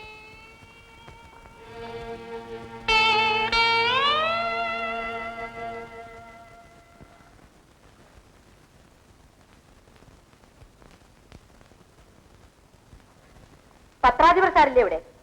അകത്തുണ്ടല്ലോ. അല്ല അമ്മയോ? എന്താ സംശയം തോന്നി തുടങ്ങി? സാർ എന്താ ഇന്നലെ വീട്ടിൽ വരാഞ്ഞ്? അതോ താമസം വേറെ വല്ലയിടത്തോട്ട് മാറ്റിയോ? ഇരിക്കണം അമ്മേ. അമ്മയെ ഇരുത്താനുള്ള ശ്രമമാണല്ലോ. ആ നശിച്ച നാടക നടിയുടെ ആത്മകഥ അങ്ങയുടെ പത്രത്തിൽ പരസ്യപ്പെടുത്താൻ പോകുന്നു എന്നറിഞ്ഞു. ശരിയാണമ്മേ, സംഭവ ബഹുലമാണമ്മേ ആ കഥ. വാസവദത്തയുടെ കഥയും സംഭവ ബഹുലമാണ്. പക്ഷെ ഈ കഥയ്ക്ക് ഒരു വ്യത്യാസമുണ്ടമ്മേ. നമ്മുടെ ചുറ്റും കാണുന്ന ജീവിതവുമായി അടർത്തി മാറ്റാൻ കഴിയാത്ത ബന്ധമുണ്ട് ഈ കഥയ്ക്ക്. അല്ല, അമ്മ അത് വായിക്കുമ്പോ മനസ്സിലാക്കും. ഈ ഈശ്വരിയമ്മ അഭിസാരികളുടെ കഥകൾ വായിക്കാറില്ലടാ. നിനക്ക് എങ്ങനെ ഇതിന് മനസ്സ് വന്നു? നീ ജനിച്ച തറവാടേത്? നിന്നെ പ്രസവിച്ച സ്ത്രീ ആര്? നിന്റെ സിരകളിൽ കൂടി ഒഴുകുന്ന രക്തമേത്? ഓഹോ, ഇന്നോ ഇന്നലെയോ കർത്താവ് അവനോട് വന്നിരുന്നു. എന്താ വന്നുകൂടെ? സ്വന്തം സഹോദരിയെ കണ്ടുകൂടെ? എടാ, രാഷ്ട്രീയം വേറെ, ബന്ധം വേറെ. ഇപ്പോ വ്യക്തമായി. അതെ, അമ്മാവൻ എന്തൊക്കെ പറഞ്ഞു? അമ്മാവൻ എന്ത് പറഞ്ഞാലും നീ എതിരാണല്ലോ. എടാ, നിന്നേക്കാൾ വലിയ സാഹിത്യകാരനായിരുന്നു നിന്റെ അച്ഛൻ. പക്ഷേ വേശ്യകളുടെ കഥകളിൽ അദ്ദേഹത്തിന് താല്പര്യമുണ്ടായിരുന്നില്ല. അദ്ദേഹം എഴുതി വിശിഷ്ട ഗ്രന്ഥങ്ങൾ, രാജവംശ വെഞ്ചാമരം. ഇന്നും അതൊരു മഹാഗ്രന്ഥമാണ്. ഓ, അന്നത്തെ രാജാവിനെ സന്തോഷിപ്പിക്കാൻ വേണ്ടി അച്ഛൻ രാജവംശ വെഞ്ചാമരം എഴുതി. അന്നത്തെ ദിവാൻജി തൃപ്തിപ്പെടുത്താൻ വേണ്ടി ദിവാൻ ഭൂഷണം എന്ന മഹാകാവ്യം എഴുതി. അതുകൊണ്ടാണല്ലോ അച്ഛൻ തഹശീൽദാരായതും കുറെ വസ്തുക്കളൊക്കെ സമ്പാദിക്കാനിടയായതും. പുരുഷദോഷം, നിന്റെ ഈ പോക്കുണ്ടല്ലോ, ഇത് ആപത്തിനാണ്. കുറെ പ്രബലന്മാരായ ശത്രുക്കളെ നീ ഉണ്ടാക്കും. അവർ നിന്നെ കൊല ചെയ്യാൻ പോലും മടിക്കയില്ല. ഞാൻ മരിച്ചിട്ട് മതിയായിരുന്നു ഇതൊക്കെ. അങ്ങനെയൊന്നും സംഭവിക്കില്ലമ്മേ. പരമേശ്വരൻ പറഞ്ഞത് അക്ഷരം പ്രതി ശരിയാണ്. നീ മോഹവലയത്തിൽ പെട്ടുപോയി. അന്ന് യോഗം കഴിഞ്ഞ് കാറിൽ ഒരുമിച്ച് സവാരി ചെയ്തു എന്ന് കേട്ടപ്പോഴേ ഞാൻ തീരുമാനിച്ചു ഇത് കുഴപ്പത്തിൽ അവസാനിക്കുമെന്ന്. എടാ, നിന്റെ അമ്മയാണ് പറയുന്നത്. നീ അവളുടെ കഥ പരസ്യം ചെയ്യാൻ പാടില്ല എന്ന് പറഞ്ഞാൽ അമ്മയും അമ്മാവനും പറയുന്ന പോലെ പത്രം നടത്താൻ പറ്റുമോ? അങ്ങനെയാണെങ്കിൽ പത്രം വായിക്കാൻ അമ്മയും അമ്മാവനും മാത്രമേ കാണുകയുള്ളൂ. അമ്മ ദയവ് ചെയ്ത് ഈ കാര്യത്തിൽ ഇടപെടുക. പത്രം എങ്ങനെ നടത്തണമെന്ന് എനിക്കറിയാം. ഓഹോ, നിന്റെ കാര്യത്തിൽ ഇടപെടാൻ എനിക്ക് അവകാശമില്ല അല്ലേ? തൃപ്തിയായടാ. അമ്മേ, സാർ, ആ ഭാസ്കറിനെ വിളിക്കും. ഏത് ഭാഷ? പുതിയ reporter. Blood is thicker than water. അർത്ഥം രക്തത്തിന് വെള്ളത്തിനേക്കാൾ കട്ടിയുണ്ടെന്ന്. അതുകൊണ്ട് ഉദ്ദേശിക്കുന്ന തത്വം, ഞാൻ ഒരു ട്യൂഷൻ മാസ്റ്ററുടെ മുമ്പിലല്ല നിൽക്കുന്നത്, പ്രതാപ സാറിന്റെ അമ്മാവന്റെ മുമ്പിലാണ് നിൽക്കുന്നത്. വെറുതെ അനാവശ്യങ്ങൾ പറഞ്ഞ് ആ അമ്മയെ ഇളക്കി വിടണ്ടായിരുന്നാണ് പ്രതാപ സാർ പറഞ്ഞത്. അവിടാണ് എന്റെ മനുഷ്യത്വം. രാഷ്ട്രീയമായി അവൻ എതിർത്ത് വന്നു. പക്ഷേ അവരുടെ ആപത്ത് വരുന്നത് കണ്ടു സഹിക്കാൻ എന്നെ കൊണ്ട് സാധ്യമല്ല. അതുകൊണ്ട് മാത്രമാണ് ആ നശിച്ച ആത്മഹത്യ പ്രസിദ്ധീകരിക്കരുതെന്ന് ഞാൻ പറയുന്നത്. പ്രതാപ സാറിന് ആപത്തൊന്നും ഉണ്ടായില്ലെങ്കിലോ? അവൻ ആപത്ത് വരും. അയാൾ ഉപ്പുക. അവരുടെ ആത്മഹത്യയിൽ ഇന്നത്തെ ഉന്നത വ്യക്തികളുടെ പല പരാമർശങ്ങളും ഉണ്ടാവും. ഉണ്ടാവില്ലേ? എന്താ, ഞാൻ മുഴുവൻ വായിച്ചിട്ടില്ല. പരാമർശം ഉണ്ടാവാം. ഉണ്ടാവും. അങ്ങനെ ആയാൽ അവരവനെ വെറുതെ വിടുമോ? അങ്ങനെ ശക്തന്മാരായിട്ടുള്ളവർ പ്രതാപ സാറിനെ സമ്മതിക്കാൻ വന്നാൽ അതിലേറെ ശക്തനായിട്ട് അവിടെ നിന്ന് ഇരിപ്പിക്കും. അല്ല, അത് ഉണ്ട്. എന്തുവാ, രാഷ്ട്രീയം വേണം, ബന്ധം വേണം. എങ്കിലും അവൻ എന്തിനീ വയ്യാവേലിക്ക് പോകുന്നു? അത് പ്രസിദ്ധീകരിക്കാതിരുന്ന പോലെ. വേണമെങ്കിൽ ഒരു എളുപ്പ വഴി ഞാൻ പറഞ്ഞുതരാം. ആത്മകഥ വായിച്ചു, മുഴുവനും അശ്ലീലമാണ്. അതുകൊണ്ട് എന്റെ ധർമ്മയുദ്ധത്തിൽ പ്രസിദ്ധീകരിക്കാൻ നിവൃത്തിയില്ല എന്ന് അവളുടെ പേരെന്തോ? കാമ കമലം. അവളോട് പറയാം. അതെന്തിനാ സാർ? അവർ വേറെ വല്ല പത്രത്തിലും പ്രസിദ്ധീകരിച്ചാലോ? വേറെ എന്നാൽ അത് നശിപ്പിച്ചേക്കണം. അയ്യോ അത് കഷ്ടമല്ലേ സാർ? പ്രതാപ സാറിന് ഒരാപത്തും സംഭവിക്കരുന്നല്ലേ സാറിന് താല്പര്യമുള്ളൂ. വേറെ വല്ല പത്രക്കാരുകൾ പ്രസിദ്ധീകരിച്ചാൽ അതിന് ഫലം അവരനുഭവിച്ചോളൂ. വേറെ പത്രത്തിൽ പ്രസിദ്ധീകരിച്ചോട്ടെ. പത്രക്കാർ സാർ ഇനിയെങ്കിലും സാർ എന്നോട് തുറന്നു പറയണം. ഇത് പ്രസിദ്ധീകരിച്ചാൽ സാറിന് താല്പര്യമുള്ള ആരെങ്കിലും ഇതിനകത്ത് പെടുമോ? താൻ ആ ആത്മകഥ മുഴുവനും വായിച്ചോ? എന്നെ പറ്റി വല്ല സൂചനയോ? ഇക്കാര്യം സാർ നേരിട്ട് സാറിന് എന്തിനോടൊന്ന് പറഞ്ഞാൽ മതിയായിരുന്നല്ലോ. എടാ എന്നെപ്പറ്റി അതിനകത്ത് വല്ല ഉണ്ടെങ്കിൽ അവൻ എടുത്ത് മാറ്റിയതായിരുന്നു. രണ്ട് ഭാഗവും പറയണമല്ലോ സാർ. ഒരു നേരത്തെ ആഹാരത്തിന് വകയില്ലാതെ ആ സ്ത്രീ കിടന്ന് കഷ്ടപ്പെടുക. മനുഷ്യത്വത്തിന്റെ പേരിലെങ്കിലും സാർ എന്തെങ്കിലും പണം കൊടുക്കാൻ? അല്ലാതെ യുവത്വമോ പ്രേമോ കൊടുക്കാൻ ഇപ്പൊ സാറിന്റെ കൈവശം ഇല്ലല്ലോ. അവർക്കത് ആവശ്യമില്ലല്ലോ. എന്തെങ്കിലും ഒരു 5000 രൂപയെങ്കിലും കൊടുത്ത് സഹായിക്കണമെന്നാണ് പ്രതാപ സാറ് പറഞ്ഞത്. അപ്പോൾ ഇത് ബ്ലാക്ക് മെയിലാണ്. പോലീസിനെ പിടിച്ച് പണം തട്ടുക. ഈ കാര്യം നേടാമെന്ന് ഞാൻ നോക്കട്ടെ. ഇത് കർത്താവാണ്. കർത്താവ് കർത്താവല്ല, സാക്ഷാൽ ജഗൽകർത്താവ് തന്നെ എതിര് നിന്നാലും പ്രതാപ സാറ് ഇത് പ്രസിദ്ധീകരിക്കും. നമുക്ക് കാണാം. എവിടെ വെച്ചാ കാണാമെന്ന് പറഞ്ഞാൽ പ്രതാപ സാറ് വരാൻ പറയാം.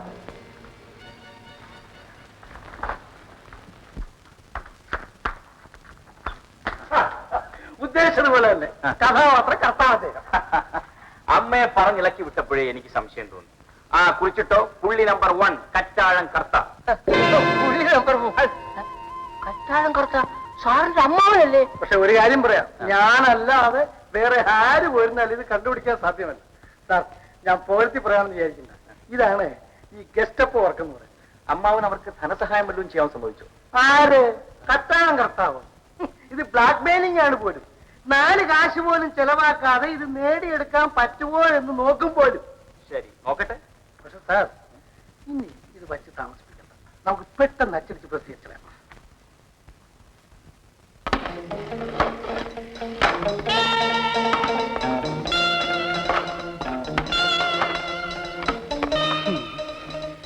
അയ്യോ, എന്റെ മുതലാളി ഈ നിസ്സാര കാര്യത്തിന് ഇങ്ങനെ ആടിപ്പോയാലോ? ഗോവിന്ദൻ മുതലാളി എന്ന് പറഞ്ഞാൽ ആരാ? ആന പിടിച്ചാൽ ഇളകുമോ? പക്ഷേ ഇതിൽ ഞാൻ ഇളകിപ്പോയടാ പപ്പനാവാ. ഈ ആത്മകഥയിലെങ്ങാൻ എന്റെ പേര് വന്നു പോയാൽ ഇപ്പോഴത്തെ നമ്മുടെ സ്ഥിതിയെപ്പറ്റി അങ്ങനെ അങ്ങ് ചിരിച്ചു കളയാതാ കഴുതേ. ഓ മുതലാളി, ഈ പപ്പനാവന്റെ കൊക്കയിൽ അനപ്പല്ലോടത്തോളം കാലം ഒന്നും പേടിക്കണ്ട. മുതലാളിയുടെ പേരൊന്നും വെട്ടിക്കിട്ടാൻ പപ്പനാവൻ പോയെന്ന് ശ്രമിക്കട്ടോ. പോയാൽ സംഗതി നേടൂ. ഒങ്ങിച്ചം പറയല്ലേ മുതലാളി, ഒത്തിരി എണ്ണത്തിന് ഒതുക്കി എടുത്തിട്ടുള്ളവരല്ലേ ഈ ഞാൻ. ഒതുങ്ങി വരികയാണേല് വല്ലതും കുറച്ച് രൂപ കൊടുത്തേക്കാം. അപ്പോ ഞാൻ ഏറ്റവും കുറഞ്ഞ റേറ്റിൽ ഒന്ന് പിടിച്ചു നോക്കാം. ആ ഒന്ന് പിടിച്ചു നോക്കാം. ഞാൻ പിടിച്ചു നോക്കാം. ഞാൻ പോയിച്ചു വരാം.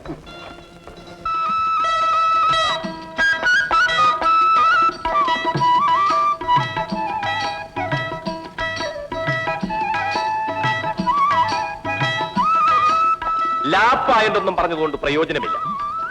ബോണസ് ആക്ട് പുറത്തോട് പുറം വായിച്ചവനാണ് ഈ തോമാച്ചൻ. പണ്ട് എന്റെ അച്ചായന്റെ കാലത്ത് ഈ ആക്ടും കൊണ്ടൊന്നുമില്ലായിരുന്നല്ലോ. അന്ന് നിങ്ങളുടെ കുടുംബം വരെ സംരക്ഷിച്ചതാണ്. അതുകൊണ്ട് ലാപ്പായന്റെ വിട്, എന്നിട്ട് കാര്യം പറ.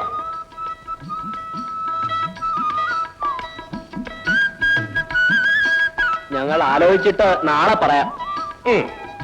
മറ്റന്നാൾ മതി, ഞങ്ങൾക്ക് ധൃതിയൊന്നുമില്ല. എത്ര വേഗത്തിൽ പ്രശ്നം പരിഹരിക്കും. ഇതാണ് പാലത്തറ തോമച്ചനും മറ്റു മുതലാളിമാരുമായിട്ടുള്ള വ്യത്യാസം.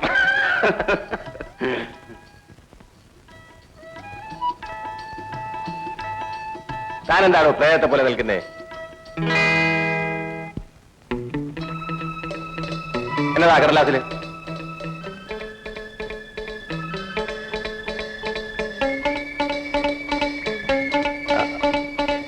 മനയിലേക്ക് പോകാം.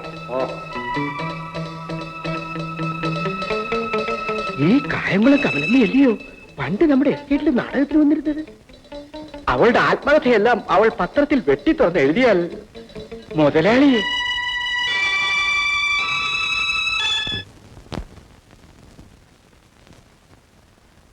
ഇളയിടത്ത് സ്വരൂപത്തിലെ പൊന്നും പൊരുളും പെണ്ണിന്റെ മാനവും കാത്തുരക്ഷിക്കുന്ന ചാമുണ്ടേശ്വരി, നിന്റെ അനുഗ്രഹം കൊണ്ട് മാത്രം മുടവാളേന്തുന്ന അടിയേന് കൈപ്പിഴ വരുത്തരുതേ. കരിവും കാലപ്പിഴയും വരുത്താതെ ഈ മണ്ണ് പൊന്നാക്കണമേ.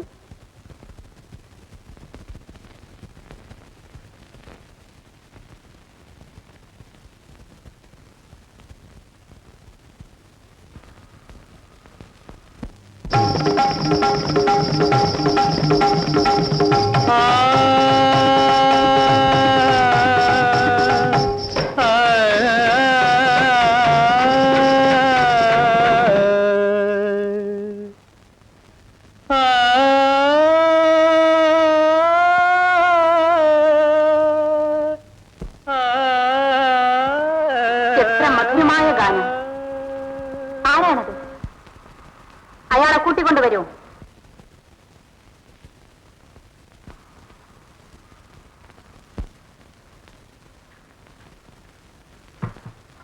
തിരുമനസ്സുകൊണ്ട് എവിടെയാണ് എഴുന്നള്ളിയിരിക്കുന്നത്? ഓഹോ, കുരുടനാണ് അല്ലേ? അയാൾ അവിടെ ഇരുത്തു. താൻ ആരാണ്? അടിയൻ ഒരു ഭിക്ഷക്കാരനാണ്. ഏതാണ് നാട്? തപ്പിത്തടഞ്ഞ് ചെല്ലുന്നിടമെല്ലാം അടിയന്റെ നാട് തന്നെ. സംഗീതം അഭ്യസിച്ചിട്ടുണ്ടോ? കേട്ടു പഠിച്ചതാണ്. ആരിൽ നിന്നും? കാട്ടരുവിയിൽ നിന്നും, കിളികളിൽ നിന്നും, കൊടുങ്കാറ്റിൽ നിന്നും എല്ലാം അടിയൻ പഠിച്ചു. അത്ഭുത ശക്തിയുള്ള ശബ്ദം കൊടുത്ത ദൈവം കണ്ണുകൾ കൊടുത്തില്ല. പാവം. നമുക്ക് പാട്ട് കേൾക്കാൻ വളരെ താല്പര്യമാണ്. പാടൂ. കണ്ണുണ്ടെങ്കിലും കണ്ണാടിയില്ലെങ്കിൽ കാണുന്നതെങ്ങിനെ നിൻ രൂപം. കലാകാരന്മാരെ ബഹുമാനിക്കാൻ ഇളയിടത്ത് സ്വരൂപം ഒരിക്കലും അമാന്തിക്കാറില്ല. ഇത് നാം അയാൾക്ക് സമ്മാനിക്കുന്നു.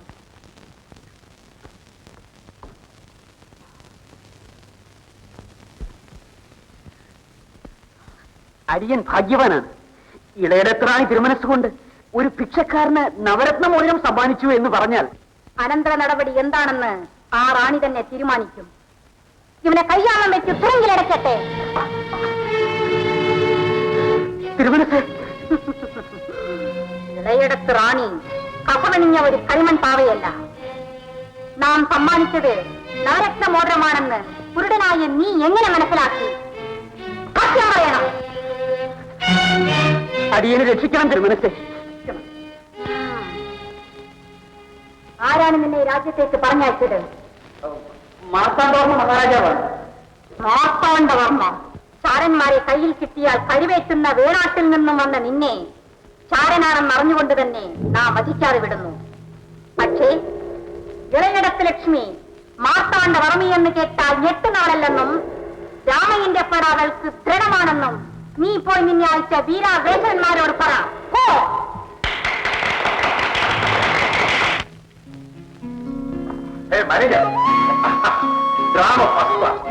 ഇതുപോലൊരു നാടകം ഇതിനു മുമ്പ് എന്റെ എസ്റ്റേറ്റിൽ നടന്നിട്ടില്ല. നിങ്ങൾക്ക് എല്ലാവർക്കും ആഹാരം എന്റെ ബംഗ്ലാവിൽ ഏർപ്പാടി. അപ്പൊ നമുക്ക് എല്ലാവർക്കും അങ്ങോട്ട് പോകാം. ശരിയാ? അപ്പൊ എല്ലാവരും വേഗം മേക്കപ്പ്.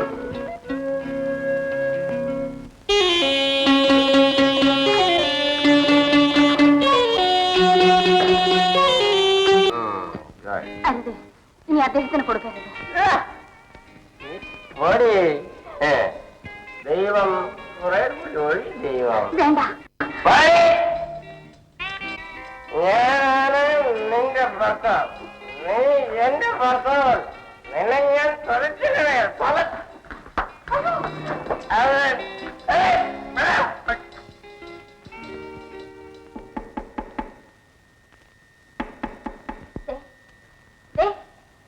കേട്ടോ, ആരോ വാതിൽ മുട്ടുന്നു. നോക്കൂ.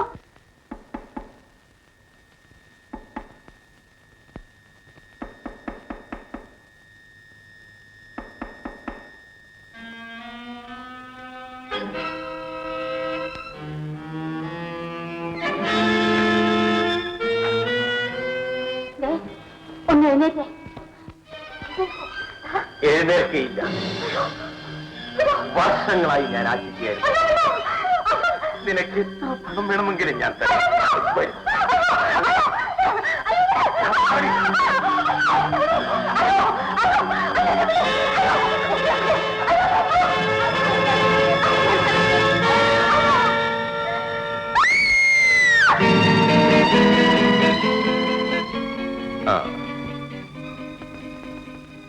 വണ്ടി ഇറക്കാൻ പറയും. ശരി.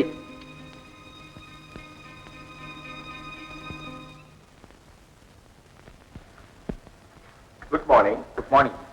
എന്നെ പരിചയമില്ലായിരുന്നു. ഇല്ല. ഞാനാണ് പാലത്ര തോമസ്. ഓ, പാലത്ര മുതലാളി, ഇരിക്കണം. Thank you. ഞാൻ അത്യാവശ്യ കാര്യം പ്രമാണിച്ച് ആലുവ വരെ ഒന്ന് വന്നു. അപ്പോൾ മിസ്റ്റർ പ്രതാപനെ നേരിട്ടൊന്ന് കണ്ടുകളയാം എന്ന് വിചാരിച്ചാണ് ഇങ്ങോട്ട് വന്നത്. I like your weekly. Oh, thank you. ഞാൻ ഒരു എസ്റ്റേറ്റ് ഉടമയാണെങ്കിലും ഈ ജേർണലിസത്തിൽ വളരെ ഇൻട്രസ്റ്റ് ആണ്. ഞാൻ കോളേജ് മെഡിസിൻ പലതും എഡിറ്റ് ചെയ്തിട്ടുണ്ട്. ഓഹോ. ആ, പലർക്കും രസിക്കുകയില്ല. എങ്കിലും ഇപ്പോൾ ഇവിടെ നമ്മൾ മാത്രമല്ലേ ഉള്ളൂ. അന്തസ്സായും ആദർശശുദ്ധിയോടും കൂടി നടത്തുന്ന എത്ര പത്രങ്ങൾ നമ്മുടെ രാജ്യത്തുണ്ട്? വളരെ ഉണ്ട് sir. No no no, very few, very few. ഏതായാലും നിങ്ങളുടെ ധർമ്മയുദ്ധമാരിയുടെ ഗെറ്റപ്പ് എനിക്ക് വളരെ പിടിച്ചു. പങ്ക്തികളും കൊള്ളാം. പക്ഷേ ബാലപങ്ക്തി കുറെ കൂടി നന്നാക്കണം. ശരിയാണ് സാർ, വളരെ നന്നാക്കാം. അതെ. പ്രതാപൻ, നിങ്ങൾക്ക് ഈ പേപ്പർ കോട്ടയ്ക്ക് ശരിക്കും കിട്ടുന്നുണ്ടോ? ഇതുവരെ ബുദ്ധിമുട്ടൊന്നും ഉണ്ടായിട്ടില്ല. ഏതായാലും കാണാൻ സാധിച്ചതിൽ വളരെ സന്തോഷം. സന്തോഷം ഞങ്ങൾക്കാണ്. വന്നു, കണ്ടു, ഭംഗിവാക്കിച്ചു പറഞ്ഞു എന്നതുകൊണ്ടായില്ലല്ലോ. ഞങ്ങളുടെ ഈ തേയിലയുടെ പരസ്യം ധർമ്മയുദ്ധം വാരിക്ക് തന്നിരിക്കുന്നു. ഫ്രണ്ട് ഫുൾ പേജിന് എന്താണ് ചാർജ്? 300 രൂപയാണ്. ഇത് ഒരു ചെറിയ പ്രോത്സാഹനം മാത്രമാണ്. 1000 രൂപയുണ്ട്. പരസ്യങ്ങൾ തുടർച്ചയായി ചേർത്തുകൊള്ളണം. ബില്ലൊക്കെ പിന്നീട് അയച്ചാൽ മതി. ഞാൻ എസ്റ്റേറ്റിൽ ചെന്നിട്ട് ബ്ലോക്കും മറ്റു കാര്യങ്ങളൊക്കെ അയച്ചു തരാം. എങ്ങനെ നന്ദി പറയണമെന്ന് എനിക്കറിയില്ല. ഓ, it's all right.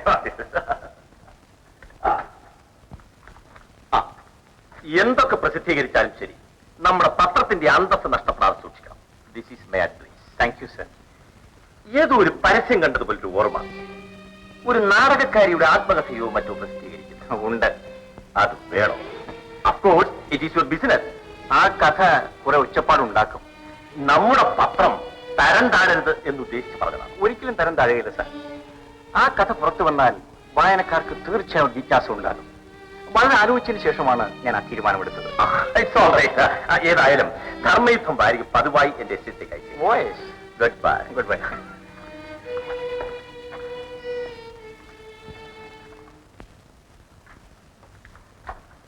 പാലത്തറ മുതലാളിയെ പറ്റി എന്ത് തോന്നുന്നു? പാലത്തറ മുതലാളിയും ഈ പണവും പരസ്യത്തിന്റെ കാര്യവും കൂടി കേട്ടപ്പോ ഉള്ളി നമ്പർ 3 ആണ്. ഈ തുക പരസ്യത്തിനാണ് തന്നതെങ്കിലും ഇതും കമലമ്മയുടെ അക്കൗണ്ടിൽ തന്നെ ഇട്ടേ. ശരി സാർ.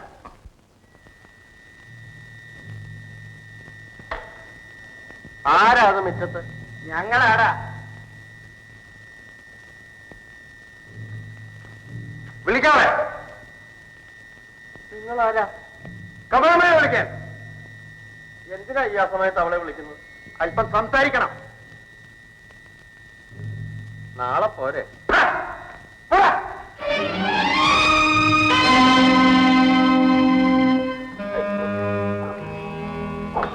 നിങ്ങളൊക്കെ ആരാ? നിന്റെ അന്തരന്മാർ. എടി, മര്യാദയ്ക്ക് ജീവിച്ചു കൊള്ളണം. നാട്ടിലെ മാന്യന്മാരെ കുറിച്ച് ആഭാസങ്ങൾ എഴുതിയാലുണ്ടല്ലോ, ചതച്ചുകളെ ചതച്ച് കെട്ടിത്തൂക്കും. അമ്മയുമാണ്.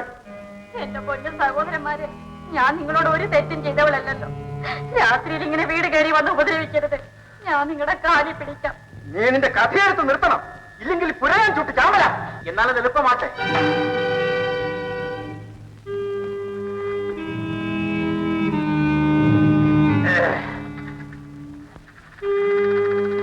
തീപ്പെട്ടി തീർപ്പ് നടക്കട്ടെ. എളുപ്പമാവും. ഞങ്ങൾക്ക് പോണം. എന്താണ് തീ വെക്കണ്ടേ പുരയ്ക്ക്? തീ വയ്ക്കാതെ 1 ഇഞ്ച് മുന്നോട്ട് പോകാൻ ഞാൻ സമ്മതിക്കത്തില്ല. അതാണ് അതിന്റെ ഒരു പ്രശ്നം.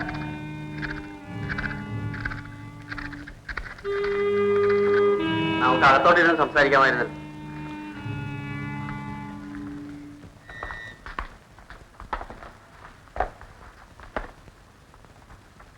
സത്യത്തിൽ ഇവിടെ കഴിയാൻ ഞങ്ങൾക്ക് പേടിയാ. രാത്രിയിൽ ഒരു നിമിഷം പോലും ഞാൻ കണ്ണുപൂട്ടി അടയ്ക്കാറില്ല. ഈ പാവം ഒറ്റയ്ക്ക് എന്ത് ചെയ്യും? എല്ലാരും ആത്മകഥയുടെ പേരും പറഞ്ഞാ വരുന്നത്. പറഞ്ഞ ചിലപ്പോ സാറിന് ഇഷ്ടപ്പെടുകയില്ല. ഇവരുടെ ഇന്നത്തെ കഷ്ടപ്പാടിന് സാറാണ് ഉത്തരവാദി. സാറിന്റെ ഉപദേശം അവർ കേട്ടു. ഫലമോ ഇന്ന് സമാധാനമായിട്ട് രാത്രി കിടന്ന് ഉറങ്ങാൻ വയ്യാതെയായി. ശരിയാണ്. ഇനി ഇവിടെ താമസിക്കണ്ട. ഇവിടെ നിന്ന് താമസം മാറ്റണം. നാളെ ആകട്ടെ. അപ്പോ ഞാൻ തങ്ങട്ടെ. എന്നെ ഓർക്കുന്നുണ്ടോ? ഭാസ്കർ ബാലെ. ഓ, നമ്മുടെ സിംഗപ്പൂർ ഭാസ്കര ബാല. ഞാനിപ്പോ ഇദ്ദേഹത്തിന്റെ കൂടെ.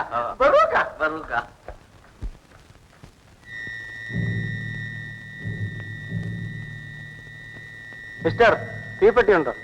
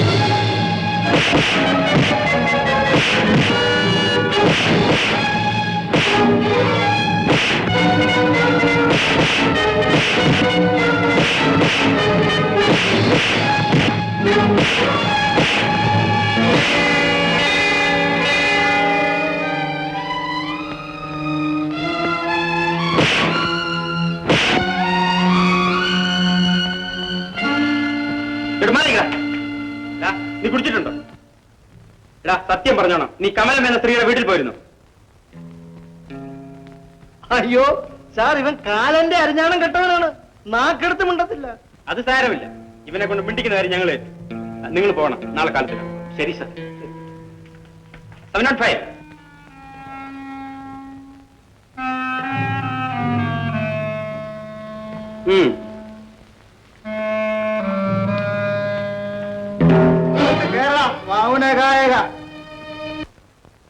തറവാടിന് പേരുദോഷം വരുത്തിയ ദ്രോഹി, നിനക്ക് എങ്ങനെ ധൈര്യം വന്ന് എന്നോട് ചോദിക്കാം? അഭിസാരികളെ ഞാൻ ഈ വീട്ടിൽ താമസിപ്പിക്കണമെന്ന് അല്ലേ? അമ്മയുടെ കോപം തണുത്തിട്ട് കാര്യം പറയാം. അമ്മ ഇനി തണുക്കില്ലട. അമ്മ അഗ്നിപർവ്വതമായി മാറിപ്പോയി. അമ്മ ഉദ്ദേശിക്കുന്ന മാതിരി അല്ല അവർ. എടാ, നിന്നെ പ്രസവിക്കുന്നതിന് മുമ്പ് ഞാൻ അവളുടെ പേര് കേട്ടിട്ടുണ്ട്. കായംകുളം കമലമ്മ ചീലാവതിയാണത്രേ. എന്റെ മുമ്പിലൊക്കെ പോ. നേടിത്തന്ന അന്തസ്സും അഭിമാനവുമല്ല ഇതാ സന്തതി കളഞ്ഞു പിടിക്കുന്നു. ഞാൻ ഇനി ഈ വീട്ടിലില്ല. അമ്മേ, ഇത് അമ്മയുടെ വീടാണ്. അമ്മ ഇവിടെ സുഖമായി അന്തസ്സായി ജീവിച്ചുകൊള്ളണം. ഞാൻ പോകുന്നു. ആ നാടകക്കാരുടെ വീട്ടിലേക്കല്ലേ? പോ. അല്ല, അവർക്ക് വീടില്ല. ഇപ്പോൾ ചുരുണ്ടുകൂടി കിടക്കുന്ന കുടിൽ പോലും ചുട്ട് ചാമ്പലാക്കാൻ ഈ നാട്ടിലെ പല പ്രമാണിമാരും തീർച്ചയാക്കിയിരിക്കുകയാണ്. അങ്ങനെയെങ്കിലും ആ നശിച്ചവർക്കും അങ്ങ് തുഴയട്ടെ. അങ്ങനെ അവർ തുറയുന്നതിന് നീ ആരാടാ? ലോകോദ്ധാരകനോ? അല്ല, കഴിവിനൊത്ത് ഞാൻ അവരെ സഹായിക്കും. പ്രസവിച്ച അമ്മയോട് ഇത്ര കണ്ട് വാശിയും വൈരാഗ്യവും നിനക്ക് തോന്നിയല്ലോ. എന്റെ ഉദ്ദേശശുദ്ധിയെ നിങ്ങൾ ആരും മാനിക്കണമെന്നില്ല. ആ സാധു സ്ത്രീയും മകളെയും ഞാൻ എന്റെ പ്രസിൽ താമസിപ്പിക്കുക തന്നെ ചെയ്യും. ഇതിനും ഉറക്ക വിളിച്ചാലും എന്റെ തീരുമാനത്തിൽ മാറ്റമൊന്നും ഉണ്ടാകാൻ പോകുന്നു. കരഞ്ഞ് ബഹളം ഉണ്ടാക്കണ്ട. ഞാൻ പോകുന്നു.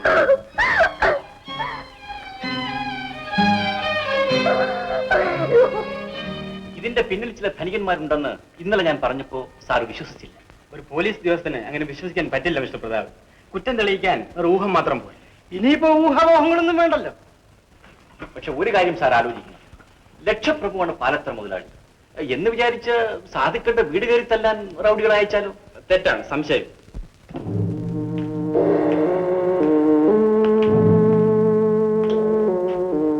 Good morning. Good morning. ഇന്നലെ രാത്രി ഈ അതിർത്തിക്കകത്ത് നിന്ന് ഒരാളെ കസ്റ്റഡിയിലെടുത്തു. എടുത്തു. Thank you. പാലത്ര തോമാച്ച മുതലാളിക്ക് വേണ്ടി വന്നതായിരിക്കും. I am an advocate. ഞാൻ പലർക്കു വേണ്ടിയും വരും. എന്താ? അല്ല, ഞാൻ ചോദിച്ചത് ഒരു സത്യം അങ്ങേ അറിയിക്കാനാണ്. വക്കീൽ സാർ അറിയില്ലേ? ഇദ്ദേഹമാണ് ധർമ്മയുദ്ധം പത്രാധിപർ. എനിക്ക് ഒരു പത്രവും വായിക്കാൻ സമയം കിട്ടാറില്ല ഇൻസ്പെക്ടർ. ഇന്നലെ നടന്ന അടിപിടി കേസിനെ സംബന്ധിച്ചാണ് സാർ ഇവിടെ വന്നതെങ്കിൽ ദാ, ഈ പത്രം ഒന്ന് വായിക്കണം. ഒരു നടിയുടെ ആത്മകഥ പരസ്യപ്പെടുത്തുന്നു എന്നൊരു അറിയിപ്പ് ഇതിലുണ്ട്. ഈ അടിപൊളിയുമായി ബന്ധമുള്ള കാര്യമാണെന്നാ മിസ്റ്റർ പ്രതാപൻ പറയുന്നു. വെറും പറച്ചില് മാത്രമല്ല, സത്യവും അതാണ്. ഈ പരസ്യം വന്നത് മുതൽ ആ സ്ത്രീയെ ഉപദ്രവിക്കാൻ റൗഡികളെ ചില പണച്ചാക്കുകൾ അയക്കുകയാണ്. പത്രഭാഷയായിരിക്കും പണച്ചാക്കുകൾ. പക്ഷേ സാർ, ഞാൻ ഭീരുവായ ഒരു പത്രാധിപരല്ല. ഏത് വൻ ശക്തികളിൽ ഇടപെട്ടാലും ഈ ആത്മകഥ ഞാൻ പ്രസിദ്ധീകരിക്കുക തന്നെ ചെയ്യും. അത് നിങ്ങളുടെ പ്രൊഫഷൻ. ഇവിടെ കസ്റ്റഡിയിൽ ഇരിക്കുന്ന ആളെ ജാമ്യത്തിൽ വെക്കേണ്ടത് എന്റെ പ്രൊഫഷൻ. എന്നാൽ എനിക്ക് നിങ്ങളോട് കുറച്ച് പ്രൈവറ്റായി സംസാരിക്കേണ്ടതുണ്ട്. ശരി, എന്നാൽ ഞങ്ങൾ ഇറങ്ങട്ടെ.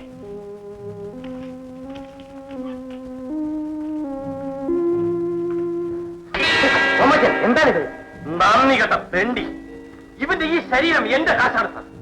എന്നിട്ട് എന്റെ പേരവൻ പോലീസിൽ പറഞ്ഞു.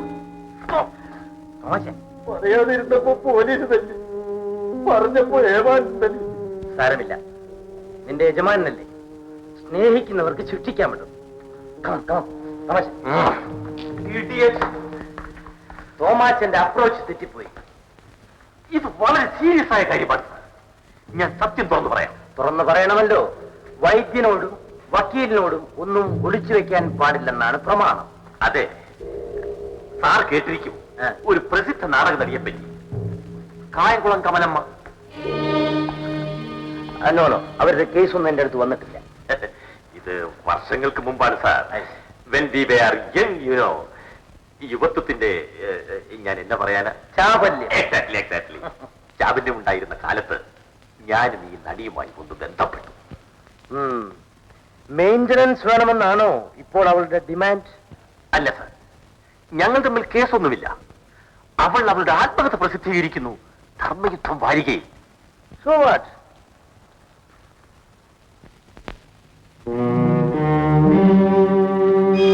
ഓഹോ, ഇതായിരിക്കും ആ പത്രാധിപർ പോലീസ് സ്റ്റേഷനിൽ വെച്ച് പറഞ്ഞത്. ഞാനും അവളുമായിട്ടുള്ള ബന്ധത്തെപ്പറ്റി തീർച്ചയായും അവൾ എഴുതും. ബന്ധമല്ല, ഒരു ദിവസം രാത്രി ഞാൻ അവളെ പാലത്ര എസ്റ്റേറ്റിൽ വരുത്തി. നാടകത്തിനാ വരുത്തിയത്. നാച്ചുറലി. അന്ന് രാത്രി ഞാൻ ബലം പ്രയോഗിച്ച് അവളെ, ഐ അണ്ടർസ്റ്റാൻഡ്. ആ സംഭവങ്ങളൊക്കെ അവൾ പച്ചയായി എഴുതും. ഏത് തെറിയും ഇക്കാലത്ത് അച്ചടിച്ച് വിടാമെന്നായിട്ടുണ്ടല്ലോ. ആ പ്രസിദ്ധീകരണം തടയാൻ വേണ്ടി പത്രാധിപരുടെ അടുക്കൽ ഞാനൊരു ശ്രമം നടന്നു. അത് പറ്റിയില്ല.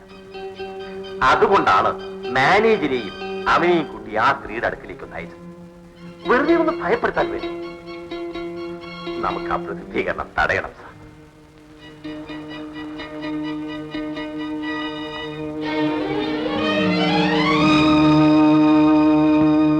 കഥ എഴുതാനും പരസ്യം ചെയ്യാനുമുള്ള അവകാശം ഫണ്ടമെന്റൽ റൈറ്റ്സ് ആണ്. അത് നമുക്ക് തടയാൻ ഒക്കില്ല.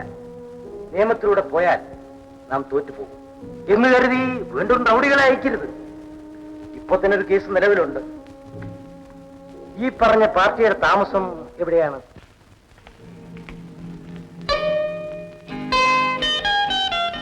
എന്തെങ്കിലും അസൗകര്യങ്ങൾ ഉണ്ടെങ്കിൽ പറയാൻ മടിക്കരുത്. കൊള്ളാം. അസൗകര്യമോ? എപ്പോഴും എന്തും സംഭവിക്കുമെന്ന് കരുതി കണ്ണടയ്ക്കാതെ പേടിച്ചും വിറച്ചും കഴിഞ്ഞ ഞങ്ങൾക്ക് ഇതിൽ കൂടുതൽ എന്ത് സൗകര്യമാണ് വേണ്ടത്? ജീവിതത്തിൽ ഏറ്റവും വിലപ്പെട്ടത് മനസമാധാനമാണ്. ഇപ്പോഴാണ് ഞങ്ങൾക്കതുണ്ടായത്. ഇന്ന് പത്രമിറങ്ങുന്ന ദിവസമാണ്. കുറച്ച് തിരക്കുണ്ട്. മുറികളിൽ വിളക്കുകളെല്ലാം കത്തുന്നുണ്ടല്ലോ. ഒരു വിളക്കം കത്തണമെന്നില്ല. ഞങ്ങളുടെ മുന്നിൽ ഇപ്പോൾ നിറഞ്ഞ വെളിച്ചമാണ്.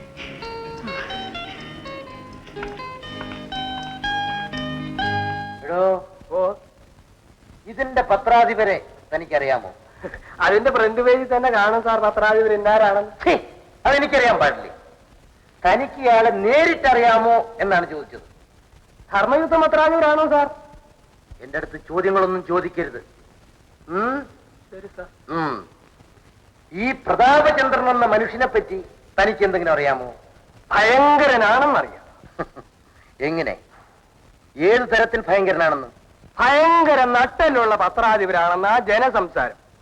എന്തെങ്കിലും ഒന്ന് ഉദ്ദേശിച്ചു പോയോ എങ്കിലത് നടത്തുക തന്നെ ചെയ്യും. അത്രയ്ക്ക് വാശിക്കാരനാണ്. അപ്പോൾ ഇതൊരു മഞ്ഞ പത്രമാണ്. അല്ല സാർ, സത്യം മാത്രമേ ഈ പത്രത്തിൽ വരികയുള്ളൂ. അതാ എല്ലാവർക്കും അടുക്കാൻ ഒരു ധൈര്യക്കുറവ്. പണം ധാരാളം വാങ്ങും അല്ലേ? അയ്യോ, ആ ഒരു ഒറ്റ സംഗതി മാത്രം അവിടെ നടപ്പില്ല സാർ. 1-2 കേസിൽ ചിലരൊക്കെ ഒന്ന് ശ്രമിച്ചു നോക്കി. പക്ഷെ ആ ശ്രമം വളരെ വിശദമായിട്ട് അടുത്ത പത്രത്തിൽ ഇങ്ങോട്ട് വരികയും ചെയ്തു. എന്താ സാർ? വീണ്ടും ചോദ്യം.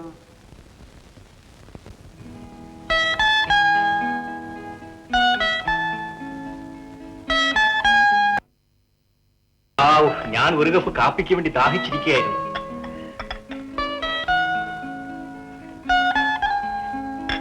പരമരസികൻ കാപ്പി. പക്ഷേ പാൽ ചേർത്തതാ. കട്ടൻ കാപ്പിയാണ് ഇഷ്ടം എന്ന് പറഞ്ഞതുപോലൊരു ഓർമ്മ. ആ ഓർമ്മശക്തിക്ക് ഞങ്ങളുടെ പത്രഭാഷയിൽ പറയട്ടെ, ഒരു പൂച്ചുണ്ട്. മീനെ, എന്താ? ഇവിടുത്തെ താമസമൊക്കെ സൗകര്യമാണ്. അമ്മ എന്ത് പറയുന്നു? അമ്മയ്ക്കിപ്പോൾ ഒരേ ഒരാളിന്റെ മഹാത്മ്യത്തെ പറ്റി മാത്രമേ പറയാനുള്ളൂ. ദൈവത്തിൻ്റെതായിരിക്കും. സൂത്രമൊക്കെ മനസ്സിലിരിക്കട്ടെ. ഞാൻ പറഞ്ഞതിന്റെ അർത്ഥമൊക്കെ മനസ്സിലായി. ഏയ്, എനിക്കതിനുള്ള ബുദ്ധിയൊന്നുമില്ല മീനെ. പിന്നെ എനിക്കൊരു ഭയങ്കര കഴിവുണ്ട്. നോട്ടുകെട്ടുകൾ കാട്ടി ഞാൻ പെൺകുട്ടികളെ നശിപ്പിക്കും. അന്ന് അറിയാതെ ഞാൻ അങ്ങനെ പറഞ്ഞു പോയതാ. ഇന്ന് ഞാനും ഇങ്ങനെ തമാശയ്ക്ക് പറഞ്ഞു പോയതാണ്.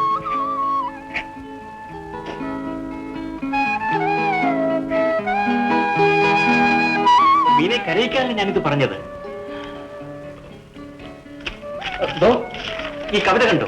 ഇതൊന്ന് വായിച്ചു നോക്കൂ. വായിച്ചു നോക്കൂ. എല്ലാ ലക്കത്തിലും ഈ കവിത ചേർത്താൽ എന്താന്ന് തോന്നിപ്പോകും. അത്ര രസികൻ കവിത.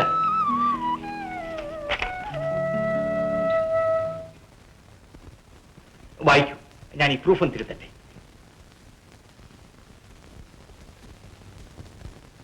Good morning. Good morning. അത്ഭുതം തോന്നുന്നുണ്ടാവും എന്റെ ഈ വരവിൽ. ഇരിക്കണം. Thank you. വക്കീലന്മാർക്ക് എവിടെയും പോകാമല്ലോ. അന്ന് പോലീസ് സ്റ്റേഷനിൽ വെച്ച് കണ്ടപ്പോ പരസ്പരം കൂടുതൽ സംസാരിക്കാൻ ഒത്തില്ല.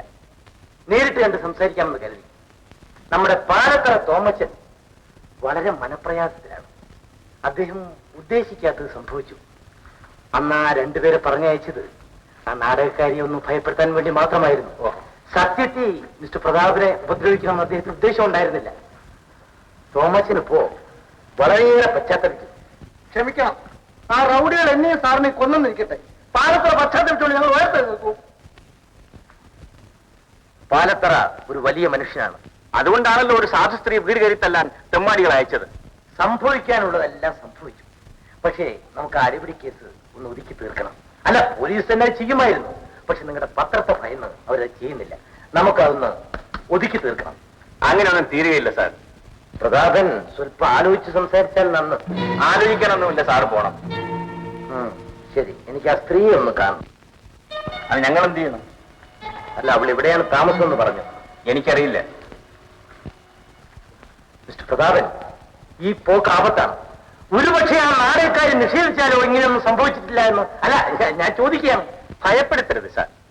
ഓർമ്മ വെച്ച കാലം മുതൽ ഭീഷണികൾ കേട്ട് തഴമ്പിച്ചവരാണ് ഞാൻ. മിസ്റ്റർ പ്രതാപൻ, നിങ്ങൾ ചെറുപ്പമാണ്. ഈ പ്രായത്തിന് ഏതും എടുത്ത് ആദർശമായി ഉയർത്തിപ്പിടിക്കാനുള്ള ഒരാവേശം കാണും. ഞാൻ നിങ്ങളെക്കാൾ ജീവിതം കണ്ടവനാണ്. നിങ്ങൾ ഇപ്പോൾ ചെയ്യുന്ന ഒരു മഹാകാര്യം എന്താണ്? ഒരു ദുർനടത്തക്കാരിയെയും അവളുടെ മകളെയും ധർമ്മയുദ്ധം ആചരിക്കുന്ന പ്രസിൽ താമസിപ്പിച്ചിരിക്കുന്നു. നിങ്ങൾ പാത്രം അറിഞ്ഞല്ല ഭിക്ഷയിടുന്നത്. ഈ കമലെന്ന എന്ന സ്ത്രീ ഭയങ്കരിയാണ്. അവൾ നിങ്ങളെക്കാൾ എനിക്കറിയാം. നിങ്ങൾ ഒരിക്കലും അവളുടെ ആത്മകഥ പരസ്യപ്പെടുത്തരുത്. ഞാനത് പ്രസിദ്ധപ്പെടുത്തും. ധൈര്യമുണ്ടെങ്കിൽ പരസ്യപ്പെടുത്തൂ. പക്ഷെ അവളത് വായിക്കുന്ന ജയിലിൽ വെച്ചായിരിക്കും. ഈ വക്കീലന്മാർ സാധാരണ ആളുകളെ ഭയപ്പെടുത്തുന്നത് ജയിലെന്ന വാക്കുകൊണ്ടാണ്. നമസ്കാരം, സാറ് പോണം. ഇത് സാധാരണ വക്കീലന്മാരുടെ ഭീഷണിയല്ല. അനുഭവിക്കുമ്പോൾ അറിയാം.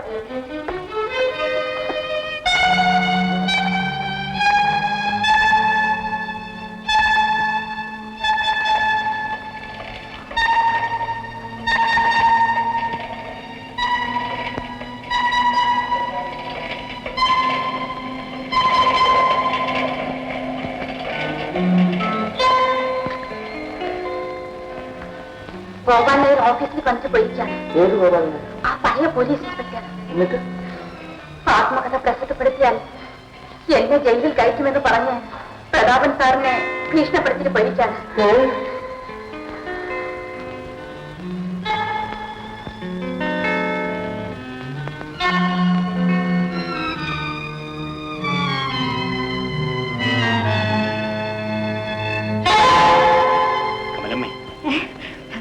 എന്താ?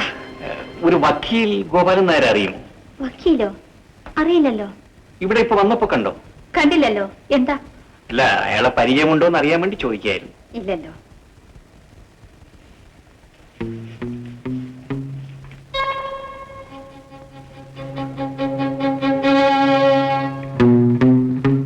പറയുന്നത് പരിപൂർണമായിട്ട് അങ്ങോട്ട് വിശ്വസിക്കാൻ പറ്റും. കാരണം എന്തോ അവർ ഭയപ്പെട്ട് നിൽക്കുന്ന പോലെ എനിക്ക് തോന്നി. എന്തിനു ഭയപ്പെടണം?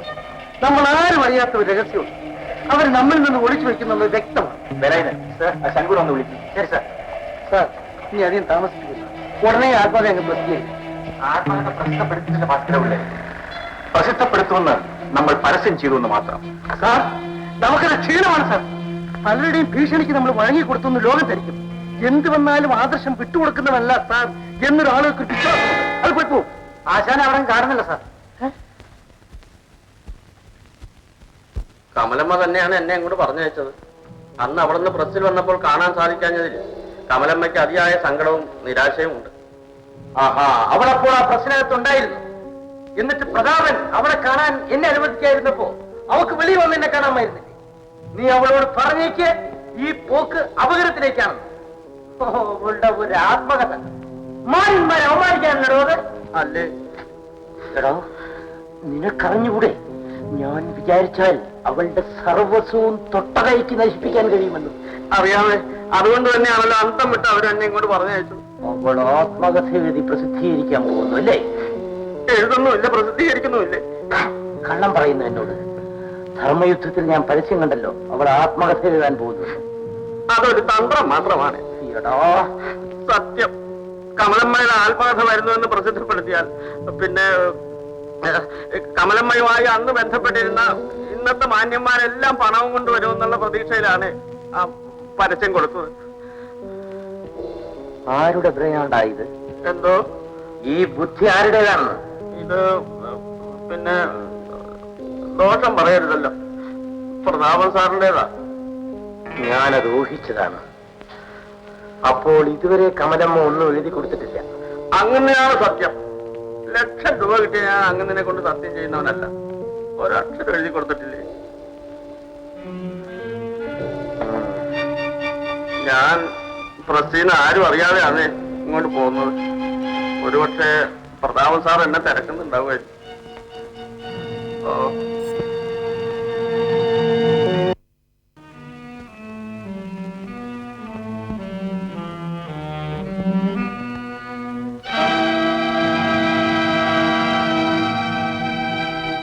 നിങ്ങൾക്ക് വക്കീൽ ഗോപാലൻ നായരെ അറിയാമോ?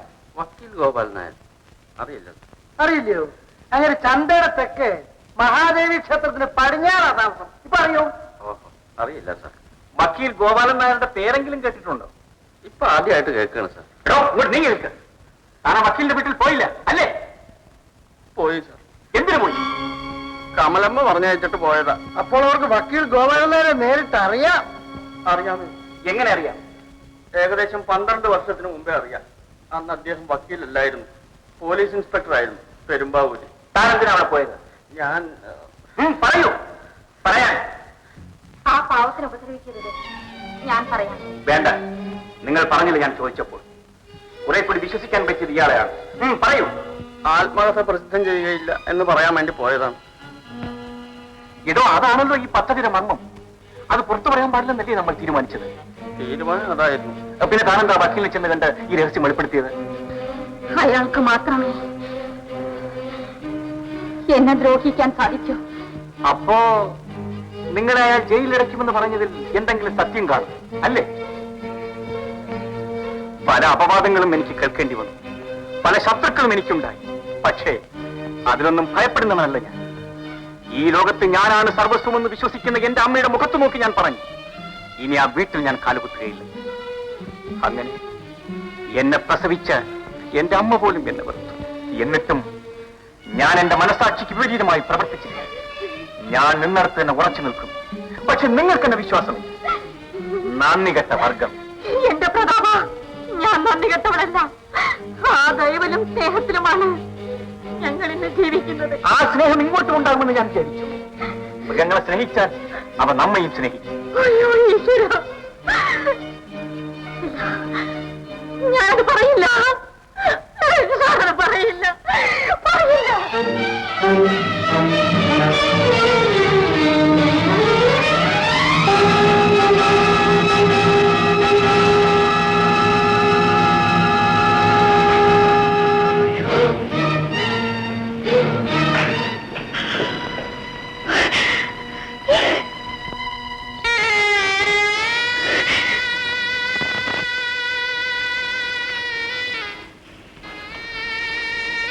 എന്തുകൊണ്ട് അമ്മയ്ക്ക് പറഞ്ഞുകൂടാ? പറയാൻ പാടില്ലാത്തത് കൊണ്ട് തന്നെ. അമ്മേ, ഇത് ദൈവം സഹിക്കാത്ത നന്ദികേടാണ്. ജീവിതം നിശേഷം തകർന്നു പോയ അമ്മയെയും എന്നെയും സഹായിക്കാൻ ഈ ലോകത്ത് ഇദ്ദേഹമല്ലാതെ മറ്റാരും മുന്നോട്ട് വന്നില്ല.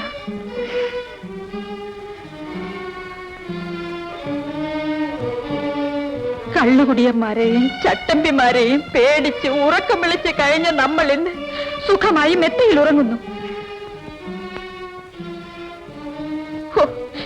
എന്റെ അമ്മ ഇങ്ങനെ മാറിപ്പോയല്ലോ. എന്റെ മോളെ, നിന്റെ അമ്മ നശിച്ചു പോയവളാണ്. എന്നാലും ദൈവത്തെ മറന്ന് പ്രവർത്തിക്കുന്നവളല്ല. നിങ്ങളാണ് സാക്ഷാൽ നടി. പക്ഷേ എന്റെ ഈ വീട് നാടകവേദിയല്ല. ഞാനത് കാണാൻ വന്നവനുമല്ല. ദയവ് ചെയ്ത് അഭിനയിക്കരുത്. നെഞ്ചു നേരി നിൽക്കുന്ന ഞാൻ തൊഴുതു പറയുന്നു, ഇത് അഭിനയമല്ല. ഈശ്വര, എന്തൊരു ധർമ്മസങ്കടമാണിത്. മോളെ, ഞാൻ ഭയപ്പെടുന്ന ഒരു കാര്യമാണിത്. ഇല്ല ഇല്ല, ഞാൻ പറയില്ല. ഞാൻ ആരോടും പറയില്ല. ശരി, അമ്മ പറയണ്ട. പക്ഷെ ഈ നിമിഷത്തിൽ നമുക്ക് ഇവിടെ നിന്ന് ഇറങ്ങണം. തരുവാണിന് ശരണം. എങ്കിലും ഈ ക്ഷണം ഇറങ്ങുന്നതാണ് യോഗ്യത. വരൂ മോളെ. അയ്യോ, ഞാനത് പറഞ്ഞാൽ ദോഷം സംഭവിക്കുന്നത് നിനക്കായിരിക്കും. സംഭവിച്ചോട്ടെ, ഞാനത് സഹിക്കാൻ തയ്യാറാണ്. എന്നെ നിർബന്ധിക്കരുത്. ഞാനത് പറയില്ല. നിങ്ങൾ ഇനിയും കഷ്ടപ്പെടും, വേദനിക്കും. എങ്കിലിനി അവയൊക്കെ അമ്മ ഒറ്റക്കായിരിക്കും അനുഭവിക്കുന്നത്. അവ പങ്കിടാൻ ഈ മോളില്ല. ഞാൻ സുഖമായി ജീവിക്കുമെന്നല്ല, ഞാൻ ജീവിതമേ അവസാനിപ്പിക്കും. മരിക്കേണ്ടവൻ ഞാനാണ്. ആ സമയവും അടുത്തു. എന്റെ മോളെ, നിനക്ക് വേണ്ടി മാത്രമാണ് ഞാൻ ഇതുവരെ ജീവിച്ചത്. എന്നിട്ട് മകൾക്ക് എന്ത് നേടിക്കൊടുത്തു? അമ്മ എനിക്ക് നേടിത്തന്നു. അമ്മ സ്വന്തമായി സമ്പാദിച്ച ദുഷ്പേരിന്റെ ഒരു പങ്ക്. ഇവൾക്ക് പുറത്തിറങ്ങി നടക്കാൻ വയ്യാത്ത നിലയിൽ നിങ്ങൾ ഇവിടെ എത്തിച്ചു. അത് നേരിട്ട് കണ്ടവനാണ് ഞാൻ. നിങ്ങൾ ജീവിക്കണം, പക്ഷെ ഇവൾക്ക് വേണ്ടിയാകണമെന്നില്ല. ഇവളുടെ ഭാവിയെക്കുറിച്ച് നിങ്ങളെക്കാൾ പ്രതീക്ഷയും ഉത്കണ്ഠയും എനിക്കുണ്ട്. അതൊന്നും എനിക്കുണ്ടായിരിക്കും. ഞാൻ എന്തൊക്കെയോ സംശയിച്ചു പോയി, ഭയന്നുപോയി. എന്റെ അറിവ് അത്രയ്ക്കേ ഉള്ളൂ. ഈശ്വരൻ എനിക്ക് മാപ്പ് തരട്ടെ. ഇനി ഞാനത് പറയാം. വേണ്ട, ബുദ്ധിമുട്ടുണ്ട്. ഞാനത് പറയാം. എനിക്ക് കേൾക്കണ്ടെന്ന് പറഞ്ഞു. മീനയ്ക്ക് ദോഷമൊന്നും വരികയില്ലെന്ന് ബോധ്യമായപ്പോൾ നിങ്ങളിത് പറയാൻ തയ്യാറായി. ഇതൊരു വിലപേശൽ പോലെ ആയിപ്പോയി. ഒരു പക്ഷേ ഇത് നിങ്ങളുടെ ശീലമായിരിക്കും. എന്റെ എല്ലാ തെറ്റുകളും ദോഷങ്ങളും സഹിച്ച ആളാണ്. എനിക്ക് മാപ്പ് തരാൻ പറയൂ.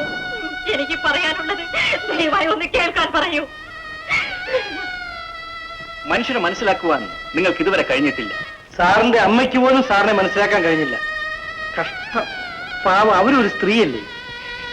നേരത്തെ നിങ്ങളെല്ലാം ചോദിച്ചപ്പോൾ എനിക്ക് പറയാൻ വേദന തോന്നി. ഇപ്പോൾ അത് പറയാതിരിക്കുന്നതിനാണ് എനിക്ക് വേദന. പറഞ്ഞില്ലെങ്കിൽ എന്റെ ചങ്ക് പൊട്ടിപ്പോവും. സാറിനെ ഉപദേശിക്കാൻ വേണ്ടി ഞാൻ വളർന്നിട്ടില്ല. പക്ഷേ അനീതികളോട് സാർ എതിർക്കുമ്പോൾ അറിവില്ലായ്മയോട് ക്ഷമിക്കുകയും വേണം. വേണ്ട സാർ? ചേച്ചി പറയൂ, ഞാനും അദ്ദേഹം കേൾക്കാം. ഞങ്ങൾക്കത് അറിയണമെന്ന് തോന്നിയത് ചേച്ചിയുടെ നന്മയ്ക്ക് വേണ്ടിയാണ്.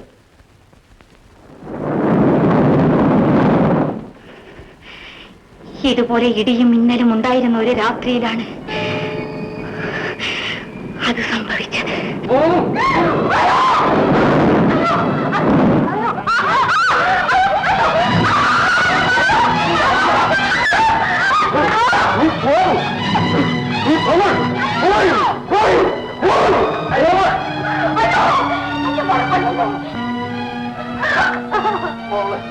എന്താ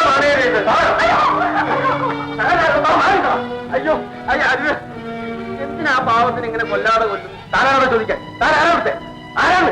ഞാനാരുമല്ല. പിന്നെ എന്റെ ഭാര്യയെ തല്ലും സഹകരിക്കും വേണ്ടിയുള്ള കൊല്ലും. തനിക്ക് നഷ്ടം എന്താ നഷ്ടം? എങ്കിലും എന്റെ മാനേജരെ, ഞാനും ഒരു മനുഷ്യനല്ലേ, ഇതൊക്കെ കണ്ട് എത്ര കാലം സഹിച്ചിരിക്കും? സഹിക്കണ്ടോ? പറയാൻ മുമ്പിൽ നിന്ന് തുലച്ചറിയും ഞാൻ. വേണ്ട, ആശാനൊന്നും പറയണ്ട, പോയിക്കോളൂ. പറയാം, നീ എന്ത് നിശ്ചയിച്ചു? പറയാനുള്ളത് ഞാൻ നേരത്തെ പറഞ്ഞില്ലേ. അപ്പോൾ എന്നെ മാനേജർ സ്ഥാനത്ത് നിന്നും പിരിച്ചുവിട്ട നാടക കമ്പനി തുടർന്ന് സഹകരിക്കുമെന്ന് ഇല്ലേ? അല്ലാതെ എന്ത് ചെയ്യും? ഈ വർഷം മുഴുവനും നാടകത്തിൽ അഭിനയിച്ചു കൊള്ളാമെന്ന് എഗ്രിമെന്റ് എഴുതി കൊടുത്തില്ല. അവളുടെ ഒരു എഗ്രിമെന്റ് എടി, എനിക്ക് ആ പ്രൊപ്പറേറ്റർ ഒരു പാഠം പഠിപ്പിക്കണം മതി. നീ നാളെ മുതൽ നാടകത്തിന് പോവാതിരുന്നാൽ അവൻ അവന്റെ കമ്പനി പൂട്ടും. അവൻ കുത്തുപായം വിട്ട് തെരുവ് കണ്ടെന്ന് എനിക്ക് കാണണം മതി. ഞാൻ സത്യദോഷം ചെയ്യില്ല. നിന്റെ ഒരു സത്യദോഷം, നിന്റെ ഒരു സത്യദോഷം ഇല്ലടി. 2 ചാറ്റുചാത്തനും ഒരു ചവിട്ടാറും കൂടിയാണ് നടന്നവന് ഇന്ന് വീടായി കാറായി.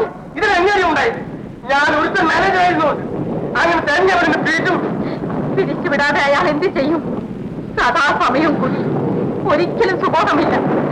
അങ്ങനെയുള്ള ഒരാളിനെ ആര് മാനേജറെ വെച്ചുകൊണ്ടിരിക്കും? എടി, എന്നെ ആരും സദാചാരം പഠിപ്പിക്കണ്ട. ഈ നിമിഷം മുതൽ നിനക്കും അവന്റെ കമ്പനിക്കും തമ്മിൽ യാതൊരു ബന്ധവുമില്ല. ദിവസം തോറും നാടകം നടത്തുന്ന ഒരു കമ്പനിയിൽ നാളെ മുതൽ വരില്ല എന്ന് പറയുന്നത് തൊഴിലിനോട് ഭക്തിയുള്ള ആർക്കും ചേർന്നതല്ല. ഈ നിമിഷം വരെ അവന്റെ പണം വാങ്ങിച്ചല്ലേ നമ്മൾ ജീവിച്ചത്. നന്ദികേടിനും ഒരു അതിരുണ്ട്. അപ്പോൾ നീ തുടർന്ന് ഇനി ആ കമ്പനിയിൽ അഭിനയിക്കുമില്ലേ? എന്നെ കൊന്നാലും ശരി, ഞാൻ അഭിനയിക്കും. എങ്കിൽ ഇനി നമ്മൾ രണ്ടുപേരും ഒരുമിച്ച് ലോകത്ത് ജീവിക്കില്ലടി, ജീവിക്കില്ല. അയ്യോ, അങ്ങനെയൊന്നും പറയാതിരിക്കും.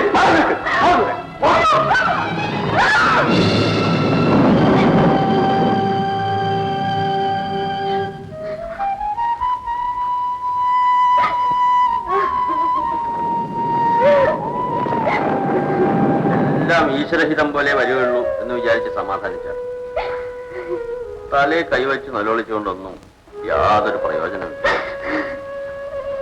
ഇത് ജീവിതമാണ്, കുറച്ചൊക്കെ ധൈര്യം വേണം.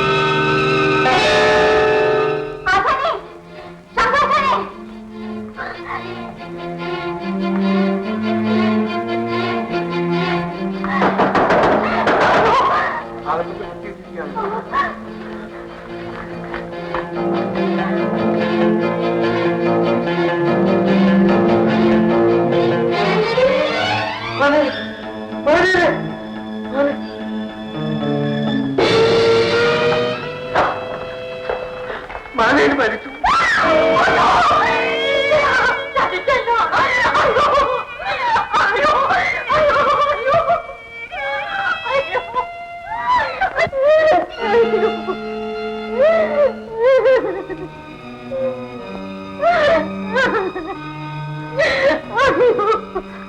വിഷം കുടിച്ച് മരിച്ചത്.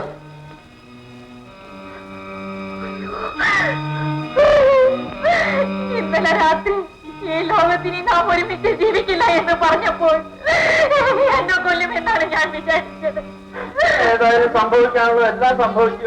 ഇനി കരഞ്ഞിട്ട് പ്രയോജനം. അയ്യോ, എങ്ങനെ കരയാതിരിക്കും? ഇത്ര പെട്ടെന്ന് എന്നെ വിട്ടു പോകുമെന്ന് ഞാൻ വിചാരിച്ചില്ല. ഇനി ചെയ്യാനുള്ള മറ്റു കാര്യങ്ങളെ കുറിച്ച് ആലോചിക്കാം. ബന്ധുവായ ഒരു സഹോദരിയേ ഉള്ളൂ. ആശാൻ ഉടനെ തന്നെ അവരെ വിവരം അറിയിക്കണം. വിവരം അറിയിക്കേണ്ടതാ. പക്ഷേ വിഷം കഴിച്ച് മരിച്ചതാ. ആ സ്ത്രീ ഇവിടെ വന്ന് മാനേജർക്ക് ആരെങ്കിലും വിഷം കൊടുത്ത് കൊന്നാണെന്ന് പറഞ്ഞാലോ? അവർ അതൊന്നും പറയാൻ മടിക്കാത്തവരാണ്. സത്യം അതല്ലല്ലോ ആശാനെ. അത് തെളിയിക്കാൻ നമ്മൾ കോടതി വരെ പോകട്ടെ. നമ്മെ സഹായിക്കാൻ ആരുണ്ട്? ആ സ്ത്രീക്കാണെങ്കിൽ പണ്ടേ നമ്മളോട് വിരോധമാണ്. അവർ വിചാരിച്ചാൽ നമ്മളെ കുഴപ്പത്തിലാക്കാൻ കഴിയും. ഈശ്വര, എന്തൊരു തീരാ ദുഃഖമാണ് നീ എനിക്ക് തരുന്നത്. പിന്നെ നമ്മൾ എന്ത് ചെയ്യണം ആശാനെ? ചെയ്യാനൊന്നേ ഉള്ളൂ.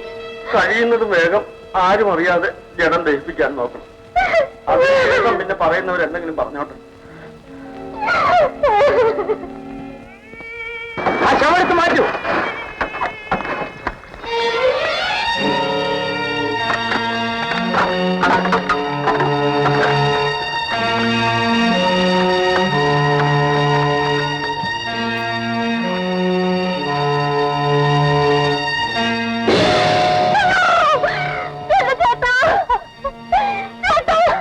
ഈ സ്ത്രീ മരിച്ചയാളുടെ സഹോദരിയല്ലേ? അതെ. എന്നിട്ട് മരണവിവരം നിങ്ങൾ ഈ സ്ത്രീ അറിയിച്ചോ? അറിയിച്ചില്ല. എന്തുകൊണ്ട് അറിയിച്ചില്ല? ഞാൻ പറഞ്ഞില്ലേ ഇവരെല്ലാം കൂടെ എന്റെ ചേട്ടനെ കൊന്നു. നിങ്ങൾ ഇങ്ങനെ ബഹളം വെച്ചുകൊണ്ട് കാര്യമില്ല. അല്പം ക്ഷമിക്കൂ. വേറെ ഉടൻ തന്നെ പോസ്റ്റ്മോർട്ടത്തിന് കൊണ്ടുപോവാണ്. ആ, കൊണ്ടുപോകും.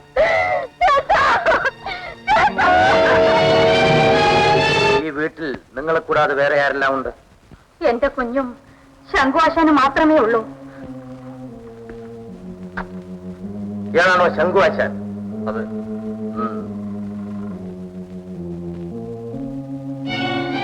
നെഞ്ചത്തടിക്കുകയോ നിലവിളിക്കുകയോ ഒന്നും ചെയ്യരുത്. സത്യം പറയണം. സാർ, അദ്ദേഹം വിഷം കഴിച്ചാണ് മരിച്ചത്. എന്റെ സർവസ്വവും ഇവളാണ്. ഇവളുടെ തലയിൽ തൊട്ട് ഞാൻ സത്യം ചെയ്യുന്നു. ഞാൻ നിരപരാധിയാണ്. അതിന് നീ ഇങ്ങനെ ബഹളം വെക്കേണ്ട കാര്യം? അയാൾ വിഷം കുടിച്ചാണ് മരിച്ചതെന്ന് നിനക്ക് എങ്ങനെ മനസ്സിലായി?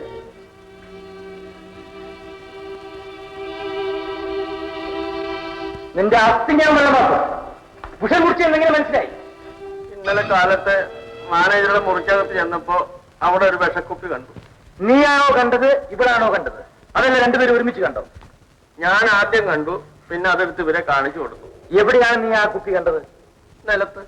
ഞാൻ ആ മുറി പരിശോധിച്ചപ്പോൾ അത് കണ്ടില്ലല്ലോ. സാർ, അത് നിന്നോട് ചോദിക്കുമ്പോൾ ഉത്തരം പറഞ്ഞാൽ മതി.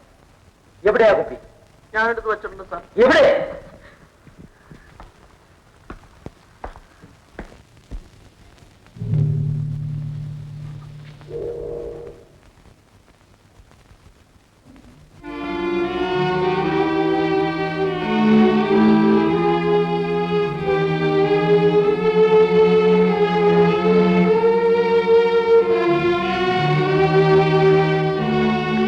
അയാൾ വിഷം കുടിച്ച് ആത്മഹത്യ ചെയ്താണല്ലേ?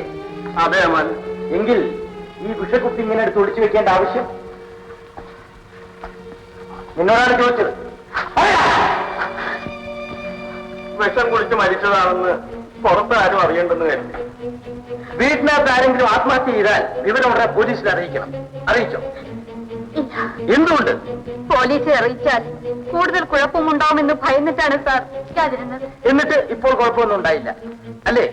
എടീ, മറച്ചു വെക്കാൻ ശ്രമിക്കും തോറും തെളിഞ്ഞു വരുന്ന ഒന്നാണ് കൊലപാതകം. കൊലപാതകം? നിർത്ത്. നിന്നെ ഞാൻ സ്റ്റേജിൽ കണ്ടിട്ടുണ്ട്. നിനക്ക് തന്മയത്വമായി അഭിനയിക്കാൻ കഴിയുമെന്ന് എനിക്കറിയാം. പക്ഷെ അത് പോലീസിനോട് വേണ്ട. എടാ, അയാൾക്ക് വിഷം കൊടുത്തത് ഇവളല്ലേ? സത്യം പറ. അയ്യോ അല്ല ഏമാനെ. പിന്നെ നീയാണോടാ? അയ്യോ, പരമസാധുവാണ് സാർ ശങ്കുവാശാൻ. ഒരു ഒത്തുകളി. ഇടീ, നീ നിന്റെ ഭർത്താവും ലോഹിത്തിലല്ലോ കഴിഞ്ഞത്, ആണോ? നിങ്ങൾ തമ്മിൽ മിക്കവാറും ദിവസവും വഴക്കല്ലായിരുന്നു. പൊന്നേമാനെ, ഇവർ ഭാര്യാഭർത്താക്കന്മാർ തമ്മിൽ വഴക്ക് കൂടുമ്പോഴെല്ലാം ഞാൻ പറഞ്ഞ് സമാധാനിപ്പിക്കാറുണ്ടായിരുന്നു. ഇന്നലെ രാത്രിയും അവർ വഴക്ക് കൂടി. അപ്പോൾ മാനേജർ പറഞ്ഞു ഇനി അവർ ഒരുമിച്ച് ജീവിക്കുകയില്ലെന്ന്. അതെയാ? നിർത്ത്. ഒരുത്തൻ വിഷം കുടിച്ച് മരിച്ചു. നിരപരാധികളായ നിങ്ങൾ രണ്ടുപേരും ആ വിഷക്കുപ്പി എടുത്ത് ഒളിച്ചു വെച്ചു. വിവരം പോലീസിൽ പോലും അറിയിച്ചില്ല. ഭയം കൊണ്ട്. അയാളുടെ ഏക ബന്ധുവായ സഹോദരിയെ പോലും അറിയിച്ചില്ല. സഹോദരി സങ്കടപ്പെട്ടാലോ? രാത്രിയോട് രാത്രി കാത്തിരുന്ന് ശവം ദഹിപ്പിച്ചു. ശവം ദഹിപ്പിക്കുന്നതും രഹസ്യമായിരിക്കണമല്ലോ. യജമാനെ, ഇവരെ അറസ്റ്റ് ചെയ്യും. ഭർത്താവിനെ വിഷം കൊടുത്തു എന്ന കുറ്റത്തിന് നിന്നെ അറസ്റ്റ് ചെയ്തിരിക്കുന്നു. അയ്യോ സാർ, സത്യത്തിൽ ഞാൻ കുറ്റക്കാരിയല്ല. ഈശ്വരന്റെ സാക്ഷി നിർത്തി പറയുന്നു, അദ്ദേഹം ആത്മഹത്യ ചെയ്തതാണ്. ഇത്ര ഭയങ്കരമായ കൃത്യം മനസ്സിൽ വിചാരിക്കാൻ പോലും എനിക്ക് ശക്തിയില്ല. എന്റെ പേടി കൊണ്ടും അറിവില്ലായ്മ കൊണ്ടും വിവരം ഞാൻ പോലീസിൽ അറിയിച്ചില്ല. പോലീസിനെ വിരങ്ങി വെച്ച് കൊണ്ടുപോകുന്നതും നാട്ടുകാർ കൂടി നിന്ന് പരിഹസിക്കുന്നതും അയ്യോ, ഒരു നിമിഷം കൊണ്ട് ഞാൻ എല്ലാം കണ്ടു. എന്റെ ജീവിതം ആകെ തകർന്നു. എല്ലാം തകർന്നു.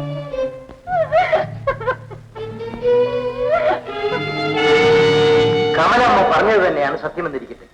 പക്ഷെ അതിനുള്ള തെളിവ് എന്ന് പറഞ്ഞ് അവിടെ നിന്ന് ഒഴിഞ്ഞാൽ എന്റെ ജീവിതം തകർന്നു പോകും. അവിടെ നിന്ന് എങ്ങനെയെങ്കിലും എന്നെ രക്ഷിക്കണം. എന്നെ രക്ഷിച്ചേ പറ്റൂ.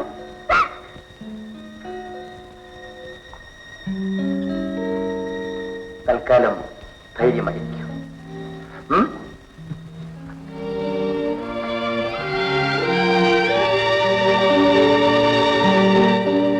അതിനുശേഷം പിന്നെ പതിവായി ഇൻസ്പെക്ടറിന്റെ വീട്ടിലേക്ക് വരുമായിരുന്നു. 2-3 മാസക്കാലം ആ ബന്ധം തുടർന്നു. അപ്പോഴേക്കും അദ്ദേഹത്തിന് സ്ഥലമാറ്റമായി പൊൻകുന്നത്തേക്ക്. അതിനുശേഷം ഞാൻ അദ്ദേഹത്തെ കണ്ടിട്ടില്ല. ഈ കേസിന്റെ ബലത്തിലായിരിക്കും വക്കീൽ പറഞ്ഞത് ജയിലിലയക്കുമെന്ന്.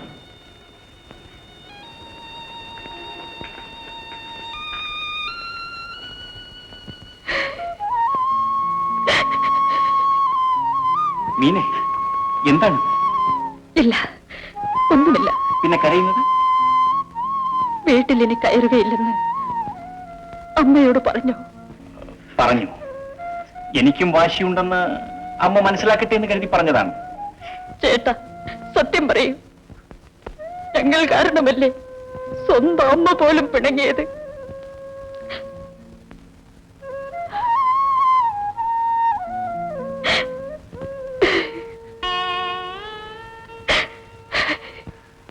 ഈശ്വര, നല്ലവർ ഈ ലോകത്ത് ഈ കാലത്തുമുണ്ടല്ലോ. നന്ദി പറയണമെന്ന് വിചാരിക്കുമ്പോൾ എന്റെ നാക്ക് വരണ്ടു പോകുന്നു. എങ്കിലും നമുക്ക് വേണ്ടി സ്വന്തം അമ്മയെയും തറവാടിനെയും ഉപേക്ഷിച്ചാൽ നമുക്ക് എന്ത് സംഭവിച്ചാലും സാരമില്ലമ്മേ. നമുക്കിവിടെ നിന്ന് പോകാം. നമ്മെ സഹായിക്കാൻ വന്ന അദ്ദേഹത്തിന്റെ നമുക്ക് വേണ്ടി അദ്ദേഹം പലതും സഹിക്കുന്നുണ്ടാകും. പുറത്ത് പറയുന്നില്ലെന്ന് മാത്രം.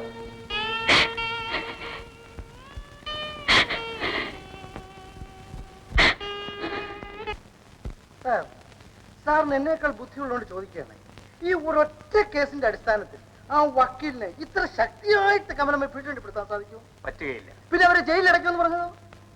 എന്തോ ശക്തിയായ ഒരു ആയുധം ആ വക്കീലിന്റെ കൈവശം ഉണ്ടായിരിക്കും. കറക്റ്റ്. എങ്കിൽ അത് എന്താണെന്ന് കണ്ടുപിടിച്ച് ഒരു പരിഹാരം ഉണ്ടാക്കിയില്ലെങ്കിൽ ഇവരുടെ ഭാവി ജീവിതത്തിൽ ഒരു സ്വൈര്യം ഉണ്ടായിരിക്കും. അത് പ്രയാസമുള്ള ഒരു കാര്യമാണല്ലോ ഭാസ്കരപിള്ള. പ്രയാസമുള്ള കാര്യത്തില് ഭാസ്കരപിള്ള ഇന്റർഫിയർ ചെയ്യാറുള്ളൂ. സാർ, ഞാൻ പുകഴ്ത്തി പറയാമെന്ന് വിചാരിക്കണ്ട. ഞാനൊന്ന് ശ്രമിച്ചു നോക്കാം. ശ്രമിക്കാം, പക്ഷെ ജയിക്കണം. ജയിക്കുന്ന കാര്യത്തില് ഞാൻ ശ്രമിക്കാറുള്ളൂ. എന്റെ നേച്ചർ അതാണ്. ഒരു അഡ്വഞ്ചറസ് ആണ് ഞാൻ. എന്റെ ഫാദറും അങ്ങനെ ആയിരുന്നു. മകൻ ഇവിടെ വരുന്നില്ലെന്നും അമ്മയുമായിട്ട് പിണക്കമാണെന്നും ഞാൻ ഇപ്പോഴാണ് അറിയുന്നത്. ഞങ്ങൾ കാരണം ഈ നിറഞ്ഞ വീട്ടിൽ ഒരു കുഴപ്പവും ഉണ്ടാവാൻ പാടില്ല. അമ്മേ, ഞങ്ങൾ പ്രസിൽ നിന്നും പോവുകയാണ്. ജീവിതം തകർന്നു പോയ ഞാൻ എവിടെയെങ്കിലും പോയിക്കൊള്ളാം. പക്ഷേ ഞങ്ങൾ കാരണം അമ്മയുടെ മകനെ വെറുക്കരുത്, തെറ്റിദ്ധരിക്കും വരുത്. ഇക്കാര്യം ഞാൻ അമ്മയോട് പറഞ്ഞില്ലെങ്കിൽ എന്റെ മനസ്സിന് സമാധാനം ഉണ്ടാവില്ല. ഞങ്ങൾ ഉടനെ പോയിക്കൊള്ളാം. ഇനി പോയാലെന്ത് വന്നാലെന്ത്, അവൻ നിങ്ങളുടെ വരയിലെ എന്നെ ബോധ്യപ്പെടുത്താൻ വേണ്ടി ചിലപ്പോൾ മാറി താമസിച്ചേക്കും. എന്റെ മകൻ എന്നിൽ നിന്നും അകന്നുപോയി. ഒരിക്കലുമില്ലമ്മേ, അമ്മേനെ വിശ്വസിക്കണം. അവന്റെ അമ്മയാണ് ഞാൻ. അവൻ പിച്ച വെച്ച് നടന്ന കാലം മുതൽ 1000 കാര്യങ്ങൾ സ്വപ്നം കണ്ടു തുടങ്ങിയവളാണ്. അന്തസ്സും അഭിമാനവുമുള്ള ഒരു തറവാട്ടിൽ നിന്നും വിദ്യാഭ്യാസവും സംസ്കാരവുമുള്ള ഒരു കൊച്ചു പെൺകുട്ടിയെ അവൻ ഈ വീട്ടിൽ കൊണ്ടുവരുമെന്ന് ഞാൻ കരുതി. അമ്മേ, അമ്മ വിചാരിക്കുന്നത് പോലെയൊന്നുമല്ല. ജീവകാരുണ്യം മാത്രമാണ് അമ്മയുടെ മകന് ഞങ്ങളോട്. ഈശ്വരൻ സത്യം, അമ്മ തെറ്റിദ്ധരിക്കരുത്. ഒരു ധാരണയും എനിക്കില്ല. ആകാശം ഇടിഞ്ഞു വീണാലും അചഞ്ചലനായി നിൽക്കുന്നവനാണ് എന്റെ മകൻ. പക്ഷെ അവൻ വീണുപോയി.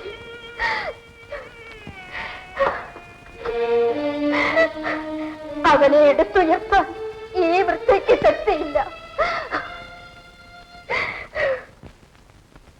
എന്റെ പരമേശ്വര, എല്ലാം നീ പറഞ്ഞ പോലെ തന്നെ സംഭവിച്ചു.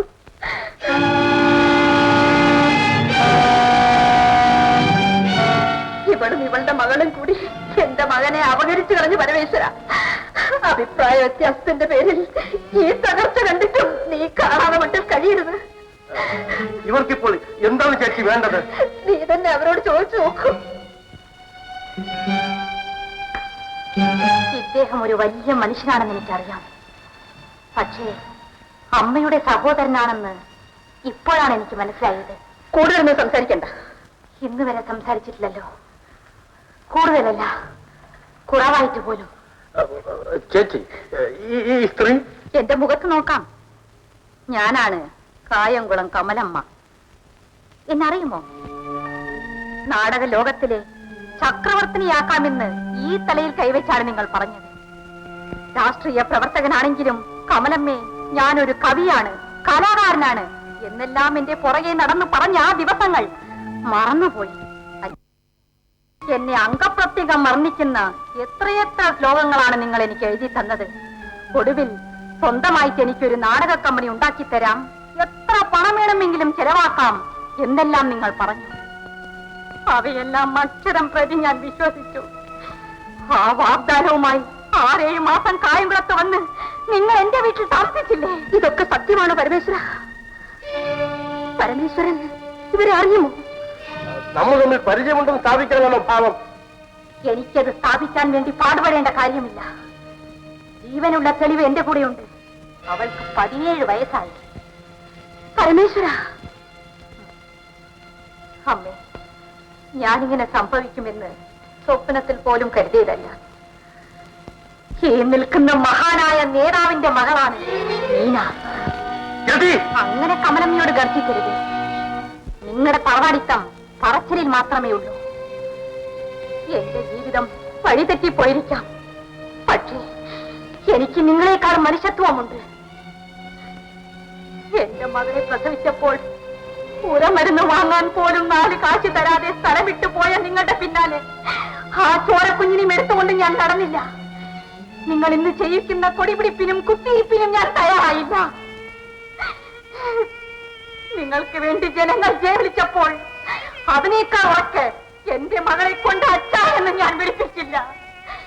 നിങ്ങൾ ആരും ഭയമല്ല. നിങ്ങൾ പേര് പറയാൻ അറയ്ക്കുന്ന എന്റെ സംസ്കാരം അതാണ്. നിങ്ങളുടെ സൽപ്പേരിന് ഒരിക്കലും കളങ്കമുണ്ടാവരുതെന്ന് കരുതി നിങ്ങളുടെ കുഞ്ഞിന് ഒരച്ഛനെ തേടി പിടിച്ചവളാണ് ഞാൻ. ആ മനുഷ്യൻ മുഴുക്കുടിയനായിരുന്നു. എങ്കിലും ഞാൻ അത് സഹിച്ചു. കുഞ്ഞിന്റെ അച്ഛൻ ആരാണെന്ന് ചോദിച്ചാൽ ചൂണ്ടിക്കാണിക്കാൻ എനിക്കൊരു പുരുഷൻ ആവശ്യമായിരുന്നു. നിങ്ങളെല്ലാം വലിയ ആളുകൾ, ശ്രേഷ്ഠതയുള്ള തറവാട്ടുകാർ. ഇവിടെ പിറക്കുന്ന കുഞ്ഞുങ്ങൾക്ക് പൂത്താലിയും പട്ടുടുപ്പും ഉള്ളതുകൊണ്ട് അച്ഛൻ ആരാണെന്ന് ആരും ചോദിക്കില്ല. അമ്മ ഒന്ന് ആലോചിക്കണം. ഞാനന്ന് ഒരു കരിനിഴൽ പോലെ അമ്മയുടെ സഹോദരനെ പിന്തുടർന്ന് ഇവിടെ വന്ന് എന്റെ മകളെ ഈ ഉമ്മർത്തി കിടത്തിയിരുന്നുവെങ്കിൽ നിങ്ങളുടെ എല്ലാം അഭിമാനം എവിടെ പോവുമായിരുന്നു?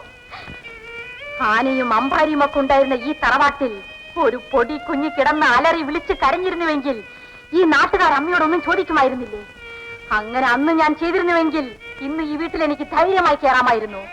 അത് ഞാൻ ചെയ്തില്ല. അങ്ങനെ ലോകത്ത് വഞ്ചിക്കപ്പെട്ട ഒരു സ്ത്രീയും ചെയ്യാത്ത ത്യാഗമാണ് ഞാൻ ചെയ്തത്. എന്നിട്ട് ആ കമലമ്മയുടെ നേർക്ക് നോക്കി അലറുന്നു. ലജ്ജയില്ലാത്ത മനുഷ്യ, അടക്കി വെച്ചിരിക്കുന്ന എന്റെ ദുഃഖം അണപ്പൊട്ടിയാലുണ്ടല്ലോ, അത് നിങ്ങളെല്ലാം ഒന്നോടെ ഒഴുക്കിക്കളയും. സ്ഥാനമാനങ്ങളും അന്തസ്സുമെല്ലാം ആ ഒഴുക്കിൽ മണ്ണടിഞ്ഞു പോവും. ഞാൻ നെഞ്ചിതിരി ശവിച്ചാലുണ്ടല്ലോ, തലമുറകൾ വരെ ദഹിച്ചു പോവും. അമ്മേ, ഞാൻ പോകുന്നമ്മേ. അമ്മയോടും അമ്മയുടെ മകനോടും ഞങ്ങൾക്ക് ഭക്തിയുണ്ട്, നന്ദിയുണ്ട്.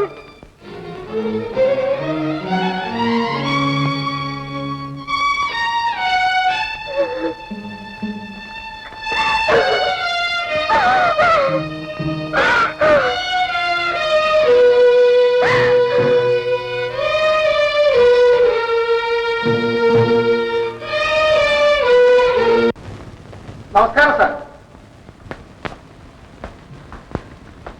എന്താണ് ഹേ? ഞാൻ സാറിനെ കണ്ട് ചില ഡീറ്റെയിൽസ് അറിയാമെന്നാണ്. എന്ത് ഡീറ്റെയിൽസ് ആണോ? സാറ് ഇന്നത്ര നല്ല മൂഡിലെല്ലാം തോന്നുന്നില്ല. മൂഡിലല്ലെങ്കിൽ തന്നോട് ഞാൻ സംസാരിക്കുമോ? അന്ന് പ്രസി വന്നപ്പോ പ്രധാനം എന്നെ ഇൻസൾട്ട് ചെയ്തില്ലേ? സാർ, അദ്ദേഹം സാറിനെ എന്നല്ല ആരും ഇൻസൾട്ട് ചെയ്യും. എന്റെ സമയത്തിന് കുറച്ച് വിലയുണ്ട് സാർ. ചുരുക്കി അങ്ങ് പറയാം, ആ ആത്മകഥയിലെ 1-2 അധ്യായം സാറിനെ കുറിച്ച് തന്നെയാണ്.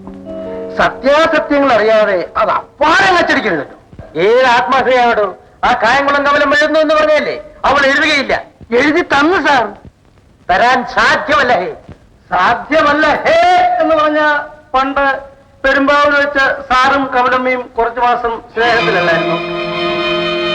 അവരുടെ ഭർത്താവ് പെരുമ്പാവൂർ വെച്ചല്ലേ മരണപ്പെട്ടത്?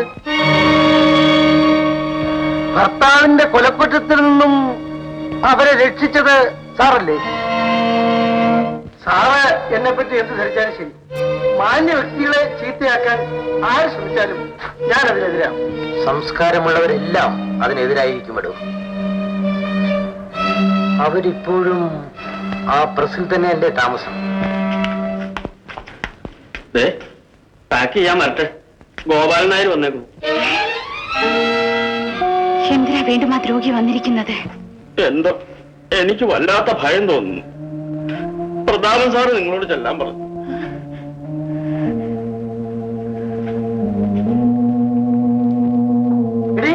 സാർ പ്ലീസ്, വക്കീൽ ഗോപാലൻ നായരോട് ഇതാകാമെന്ന് വിചാരിച്ചു.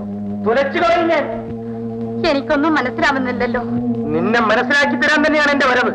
എടി, നിന്റെ നശിച്ച ആത്മാനം ഒരിക്കലും പരസ്യപ്പെടുത്തുകയില്ലെന്ന് എന്നെ അറിയിച്ചിട്ട് ഇപ്പോൾ എന്താണ് ചെയ്തത്? ഞാനൊന്നും ചെയ്തില്ലല്ലോ. ഇല്ലേ? പെരുമ്പാവൂരിൽ വെച്ച് ഞാനും നീയും സ്നേഹത്തിലായിരുന്നു എന്ന് ഇവരെങ്ങനെ അറിഞ്ഞു? ഭർത്താവിന്റെ കുലക്കുറ്റത്തിൽ നിന്നും നിന്നെ രക്ഷിച്ചത് ഞാനാണെന്ന് നീ ഇവരോട് പറഞ്ഞു? അത് ഞാൻ മനഃപൂർവ്വം പറഞ്ഞതല്ല. നമ്മൾ തമ്മിൽ എങ്ങനെ പരിചയമെന്ന് പ്രതാപൻ ചോദിച്ചു. പത്രാവരുടെ ആവശ്യം അത്. അവരെങ്ങനെ പലതും ചോദിക്കും. എന്റെ മുഖത്തേക്ക് നോക്ക്. നീ നിന്റെ പഴയ കാമുകന്മാരോട് ഇപ്പോൾ പ്രയോഗിക്കുന്ന പുതിയ അടവുണ്ടല്ലോ, അത് വക്കീൽ ഗോപാലൻ നായരോട് വേണ്ട. ആപത്താണ്. ഞാൻ വിചാരിച്ചാൽ നിന്നെ ജയിലിൽ കയറ്റാമെന്നറിയാം. അറിയില്ല. അതിന് ഞാൻ എന്ത് കുറ്റം ചെയ്തു? ഒന്നും ചെയ്തില്ലേ? ഇല്ല. ഈശ്വരാ, എന്തൊരു ശിക്ഷയാണിത്. ഈ കണ്ണുനീര് കണ്ട് നിങ്ങളാരും പരിഭ്രമിക്കണ്ട. ഇവളുടെ ഏറ്റവും ശക്തമായ ആയുധമാണ് ഈ കണ്ണുനീർ. കരയാൻ മാത്രം ഇവിടെ ഒന്നും സംഭവിച്ചില്ലല്ലോ. ഇത് അഭിനയമാണോ? നാടകത്തിൽ ആവശ്യമില്ലാതായപ്പോ ഇവൾ ജീവിതത്തിൽ അഭിനയിക്കാൻ തുടങ്ങി. മിസ്റ്റർ പ്രതാപൻ, ഇവളുടെ ഭർത്താവ് മരിച്ച ദിവസം ഇവൾ ഇതിനേക്കാൾ ഭംഗിയായി അഭിനയിച്ചു. രക്ഷിക്കണമെന്ന് യാചിച്ചു. ഏത് ഉഗ്രൻ കൊലപ്പുള്ളിയെയും കള്ളനെയും ഒറ്റ നോട്ടം കൊണ്ട് വിറപ്പിച്ചിരുന്ന ഞാൻ പോലും ഇവളുടെ കണ്ണുനീര് കണ്ടപ്പോ അല്പം ചലിച്ചുപോയി. അവളെ ഞാനങ്ങ് വിശ്വസിച്ചു. വർഷങ്ങൾക്ക് മുമ്പ് നടന്നതാണ്. എങ്കിലും ഇന്ന് ഞാൻ ആ ദിവസം വ്യക്തമായി ഓർക്കുന്നു. നാടകവേദിയിൽ വെച്ച് മാത്രമേ ഞാൻ ചിരിക്കാറുള്ളൂ. മുഖത്ത് ചായം പൂശി രംഗത്ത് വന്ന് പാടുന്നതും ചിരിക്കുന്നതുമെല്ലാം ആഹാരത്തിന് വേണ്ടി മാത്രമാണ്. ഞാൻ ചെയ്യാത്ത കുറ്റത്തിന് എന്നെ വിലങ്ങ് വെച്ചാൽ ഞാൻ അതോടെ നശിക്കും. ഇത്ര ഭയങ്കരമായ സത്യം ചെയ്തത് ഞാനാണെന്ന് താൻ വീണ്ടും പറയരുത്. എന്റെ നെഞ്ചെഴുപ്പ് നിന്നു പോകും. ഇത് കേൾക്കാൻ പോലും എനിക്ക് ശക്തിയില്ല സാർ. ഈ കാല് പിടിച്ച് ഞാൻ പറയുന്നു, എനിക്കും ഇവർക്കും ഈ ലോകത്ത് ആരുമില്ല സാർ. സാറ് ഞങ്ങളെ രക്ഷിക്കണം, ഞങ്ങളെ രക്ഷിക്കണം സാർ. ഞങ്ങൾക്ക് ആരുമില്ല സാർ. കോടതിക്ക് ആവശ്യം തെളിവുകളാണ് കമലമ്മേ. നിരപരാധിയാണെന്ന് പറഞ്ഞ് കരഞ്ഞത് കൊണ്ടൊന്നും അവിടെ ഫലമില്ല. ഞാൻ എങ്ങനെ തെളിയിക്കും? എങ്ങനെയെങ്കിലും തെളിയിക്കണം. മരിച്ചയാൾ കയ്യൊപ്പിട്ട എഴുത്തുകൾ വല്ലതുമുണ്ടോ? എനിക്ക് എഴുതിയ എഴുത്തുകൾ കാണാം. എന്നാൽ അത് കൊണ്ടുവരൂ.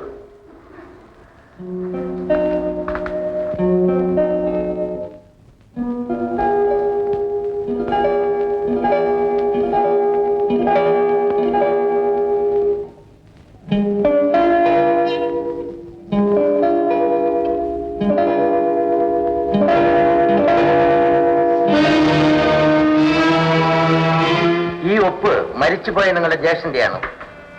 അതെ യജമാനൻ. കയ്യക്ഷരമോ? അതെ, എന്റെ ചേട്ടൻ എഴുതിയതാണ്.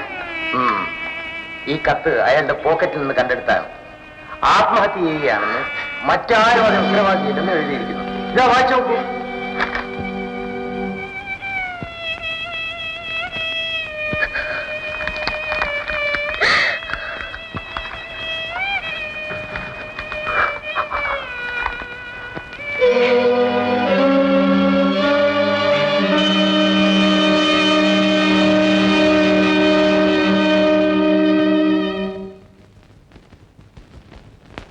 അങ്ങനെ ഞാൻ അവളെ രക്ഷിച്ചു.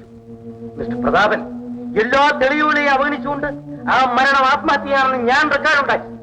അന്ന് അങ്ങനെ ചെയ്തില്ലായിരുന്നുവെങ്കിൽ ഇവൾ ഇന്നും ജയിലിനകത്ത് തന്നെ കഴിയുമായിരുന്നു. നിങ്ങൾ ഇത്ര നന്ദിയില്ലാത്ത സ്ത്രീയാണോ? ഭാസ്കര പിള്ളയാണ് എന്നോട് ഇങ്ങനെ ചോദിക്കുന്നത്. ഞാൻ ഒരിക്കലും ആരോടും നന്ദികേട് കാണിച്ചിട്ടില്ല, കാണിക്കുകയുമില്ല. ഇല്ലേ എടീ, ഇന്ന് നീ എന്നെ പുതിയ വിഷയം തരം താത്താൻ ശ്രമിക്കുന്നു. ഈ രാജ്യത്ത് ഞാൻ വെറും ഒരു നിസ്സാരനല്ല പ്രതാപൻ. ശരിയാണ് സാർ. പക്ഷെ ഞാൻ അന്ന് ബുദ്ധിപൂർവ്വം ഒരു കാര്യം ചെയ്തു.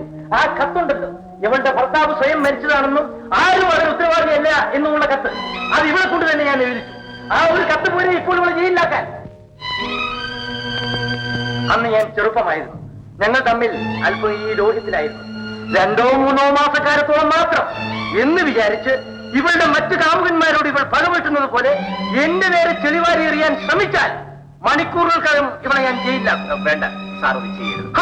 നിങ്ങൾക്ക് വീണ്ടും ഈ ഭയങ്കരിയോട് അനുകമ്പ തോന്നുന്നുണ്ടോ? അല്ല, ഞാൻ പറഞ്ഞത് സാർ അങ്ങനെ ചെയ്താൽ സാറിന് ഉപദ്രവം ഉണ്ടാകാമെന്ന് വിചാരിച്ചു പറയുകയാണ്. മിസ്റ്റർ പ്രതാപൻ, ക്രിമിനൽ പ്രൊസീഡിംഗ്സ് നിങ്ങൾ ആരും വക്കീൽ ഗോപാലൻ നായരെ പഠിപ്പിക്കാൻ വരരുത്. എന്റെ അറിവില്ലായ്മ ആയിരിക്കും, ക്ഷമിക്കണം. സാറ് പ്രേരിപ്പിച്ചിട്ടല്ലേ ഇവരെ എഴുത്തെഴുതിയത്? അതെ, ഞാൻ പ്രേരിപ്പിച്ചു, ഇവരെ കൊണ്ട് എഴുതിച്ചതാ. എന്താ ഇടോ മടയ, അതിന് തെളിവില്ലടോ. ഞാനിപ്പോ നിങ്ങളോട് അങ്ങനെ പറയുന്നേ ഉള്ളൂ. നിയമപ്രകാരമുള്ള സന്ദർഭം വരുമ്പോ ഞാൻ അത് നിഷേധിക്കും. എന്താ സാർ ഇപ്പോഴും വിശ്വസിക്കുന്നുണ്ടോ ഇവരുടെ ഭർത്താവിനെ കൊന്നത് ഇവരല്ലാന്ന്? അന്ന് വിശ്വസിച്ചു. പക്ഷെ അതിന് ശേഷമുള്ള ഇവളുടെ പെരുമാറ്റവും മറ്റും കണ്ടപ്പോൾ എനിക്ക് ബോധ്യമായി എന്റെ വിശ്വാസം തെറ്റാണെന്ന്. ഇവൾ തന്നെയായിരിക്കും അയാൾ കൊന്നത്. ഇനിയെങ്കിലും ആ സത്യം ഒന്ന് പറഞ്ഞേക്കൂ. നിങ്ങളല്ലേ കൊന്നത്? പ്രതാപനോട് ഞാൻ കള്ളം പറയില്ല. ഞാനല്ല. ആ കേസ് കൈകാര്യം ചെയ്ത ഇൻസ്പെക്ടർ ദേഹം തന്നെ പറയുന്നല്ലോ നിങ്ങളാണ് കൊല ചെയ്തതെന്ന്. അത് സത്യമല്ല. പിന്നെ ഏതാണ് സത്യം? പറയൂ, ആര് കൊന്നു? എനിക്കറിയില്ല. ഞാൻ മറക്കാൻ ശ്രമിച്ച പഴയ കാര്യങ്ങൾ ഇപ്പോൾ കുത്തിപ്പൊക്കി എന്തിനെന്നെങ്ങനെ വേദനിപ്പിക്കുന്നു? നിങ്ങളെ വേദനിപ്പിക്കണമെന്ന് ഞങ്ങൾക്ക് ആർക്കും ഉദ്ദേശമില്ല. നിങ്ങളുടെ ഭർത്താവിനെ കൊന്ന ആരാണെന്ന് ചോദിച്ചു. അറിയില്ലെന്ന് എത്ര പ്രാവശ്യം പറഞ്ഞു. അങ്ങനെ വെറുതെ പറഞ്ഞിട്ട് കാര്യമില്ല. നിങ്ങൾ പലപ്പോഴും പറയാറുണ്ടല്ലോ നിങ്ങളുടെ എല്ലാം ആ നിൽക്കുന്ന നിങ്ങളുടെ മകളാണെന്ന്. ആ കുട്ടിയുടെ തലയിൽ കൈവച്ച് സത്യം ചെയ്ത് പറയാമോ നിങ്ങൾക്കറിയില്ലെന്ന്?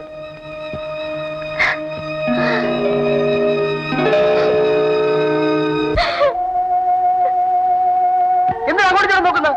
സത്യം ചെയ്യൂ. എനിക്കത് സാധ്യമല്ല. എന്തുകൊണ്ട് സാധ്യമല്ല? മനസാക്ഷി വിപരീതമായിട്ട് അല്ലോ സത്യം ചെയ്യുന്നത്. ഇവർ സത്യം ചെയ്യില്ല മിസ്റ്റർ പ്രതാപൻ. ഓണം വരട്ടെ.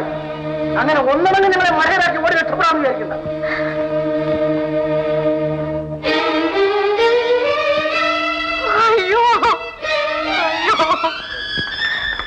ഇതാ നിൽക്കുന്നു നിങ്ങളുടെ മകൻ. ഇവരുടെ തലയിലടിച്ച് നിങ്ങളുടെ മനസ്സിൽ കളങ്കമല്ല തെളിയിക്കും. ആർക്കൊന്നും നിങ്ങൾക്ക് അറിയില്ലെങ്കിൽ പിന്നെ സത്യം ചെയ്താലെന്താ? സത്യം ചെയ്യാമെന്ന് പറയുന്നത്.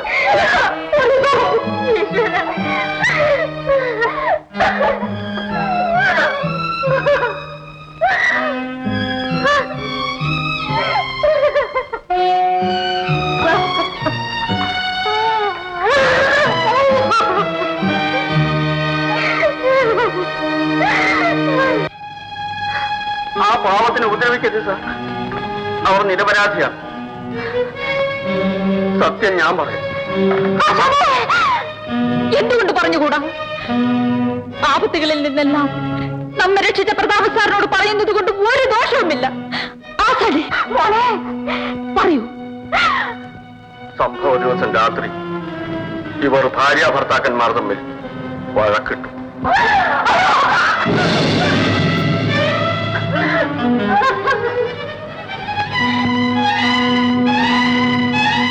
അദ്ദേഹം പറഞ്ഞ വാക്കുകൾ ആക്കാൻ ശ്രദ്ധിച്ചു. ഈ ലോകത്ത് ഞങ്ങൾ രണ്ടുപേരും ഇനി ഒരുമിച്ച് ജീവിക്കില്ലെന്ന്. ഞാനും കേട്ടു. അതിന്റെ അർത്ഥം അദ്ദേഹം എന്നെ കൊല്ലുമെന്നല്ലേ? സദാ കുടിച്ച് ബോധമില്ലാതെ നടക്കുന്ന ആളാണ്. മനുഷ്യനല്ല, മൃഗമാണ്. എന്തും ചെയ്യും. മരിക്കുന്നതിൽ എനിക്ക് വ്യസനമില്ല. ഇങ്ങനെ ജീവിക്കുന്നതിനേക്കാൾ മരിക്കുന്നതാണ് നല്ലത്. പക്ഷേ ഞാൻ മരിച്ചാൽ എന്റെ കുഞ്ഞിനായുണ്ട്. ആണാണെങ്കിൽ ചുമടെങ്കിലും ജീവിക്കും. പക്ഷേ ഇവൻ അദ്ദേഹം എന്നെ കൊല്ലുമോ? ഇങ്ങനെ അങ്ങോട്ട് അധൈര്യപ്പെട്ടാലോ? എല്ലാം ഈശ്വരീച്ഛ പോലെ നടക്കുകയുള്ളൂ എന്ന് വിചാരിച്ച് സമാധാനപ്പെട്ടാൽ. മനുഷ്യനായാൽ കുറച്ച് ധൈര്യമൊക്കെ വേണം.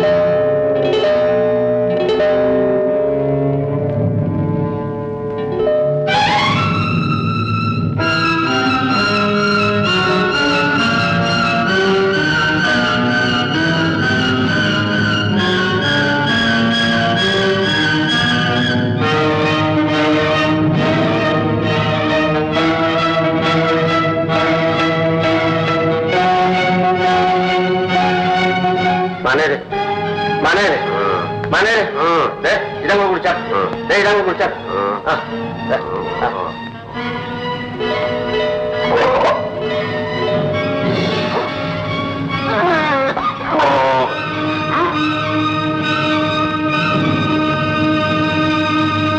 മാനേജർ ആത്മഹത്യ ചെയ്തതാണെന്ന് കമലമ്മയെ വിശ്വസിപ്പിക്കാൻ വേണ്ടി ഞാൻ വിഷക്കുപ്പി നിലത്ത് തന്നെ വെച്ചു. മാനേജരോട് വിരോധമുണ്ടായിട്ടല്ല ഞാൻ അങ്ങനെ ചെയ്തത്. ഈ സാധു സ്ത്രീയെ അയാൾ കൊന്നുകളയുമെന്ന് ഭയപ്പെട്ടിട്ടാണ്. പക്ഷേ ഞാൻ ഈ വിവരം കമലമ്മയെ അറിയിച്ചില്ല. 2 വർഷത്തിന് ശേഷമാണ് ഞാൻ അവരോട് സത്യം തുറന്നു പറഞ്ഞത്. ഇന്ന് കമലമ്മയ്ക്ക് അറിയാം ഞാനാണ് യഥാർത്ഥ കുറ്റവാളിയെ. എനിക്ക് എന്തെങ്കിലും ആപത്ത് വന്നെങ്കിലോ എന്ന് ഭയപ്പെട്ടിട്ടാണ് അവർ സത്യം ചെയ്യാൻ മടിച്ചത്. ഓഹോ, അപ്പൊ താനാണ് ചെയ്തല്ലേ? ഇനി ഇങ്ങോട്ട് വരാം.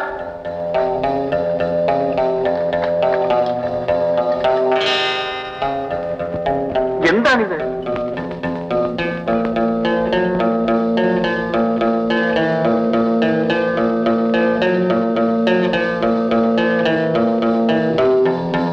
ഈ കഥ എഴുതുകയുമില്ല, പരസ്യപ്പെടുത്തുകയുമില്ല. അതുകൊണ്ട് റെക്കോർഡ് ചെയ്ത് രേഖ ഉണ്ടാക്കാമെന്ന് കരുതി. രേഖയുണ്ടാക്കി? ഞാൻ എന്റെ അനുഭവങ്ങൾ എഴുതി തരികയില്ലെന്ന് പറഞ്ഞു. നിങ്ങളത് സമ്മതിക്കുകയും ചെയ്തു.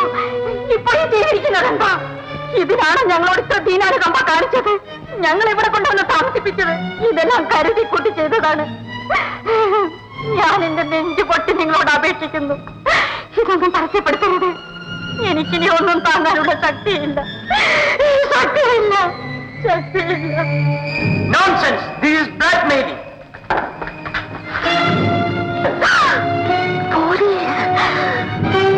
സമയം കളയണ്ട. കള്ളറക്കാരുണ്ടാക്കാൻ പ്രേരിപ്പിച്ചതിന് ഇനി വക്കീൽ സാറിനെ അറസ്റ്റ് ചെയ്യാമല്ലോ? നോ, സാധ്യമല്ല. ഇതെല്ലാം കരുതിക്കൂട്ടി ഉണ്ടാക്കിയ റെക്കോർഡുകളാണ്.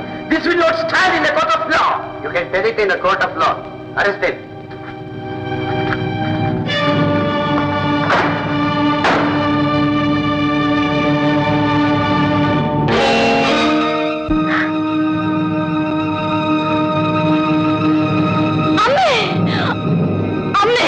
ശങ്കുവാച്ചനെ പോലീസ് അറസ്റ്റ് ചെയ്തു.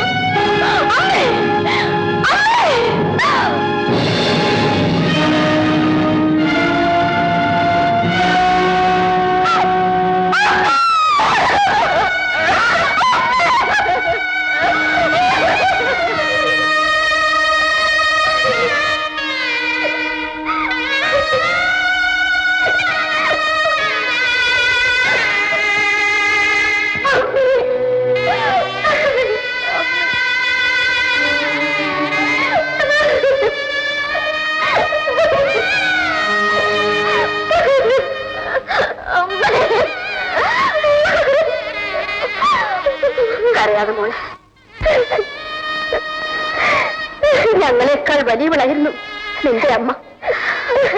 അവൾ ചെയ്ത ത്യാഗത്തെ സമുദായം മാനിച്ചില്ല. കമലമ്മ മരിച്ചു. ഇതുപോലെ അനേകം നാടക നടികൾ അറിയപ്പെടാതെ മരിക്കുകയാണ്. ഇനി നിന്റെ അമ്മ ഞാനാണ്. ഒരിക്കലും നിന്റെ കണ്ണുകൾ നിറയരുത്.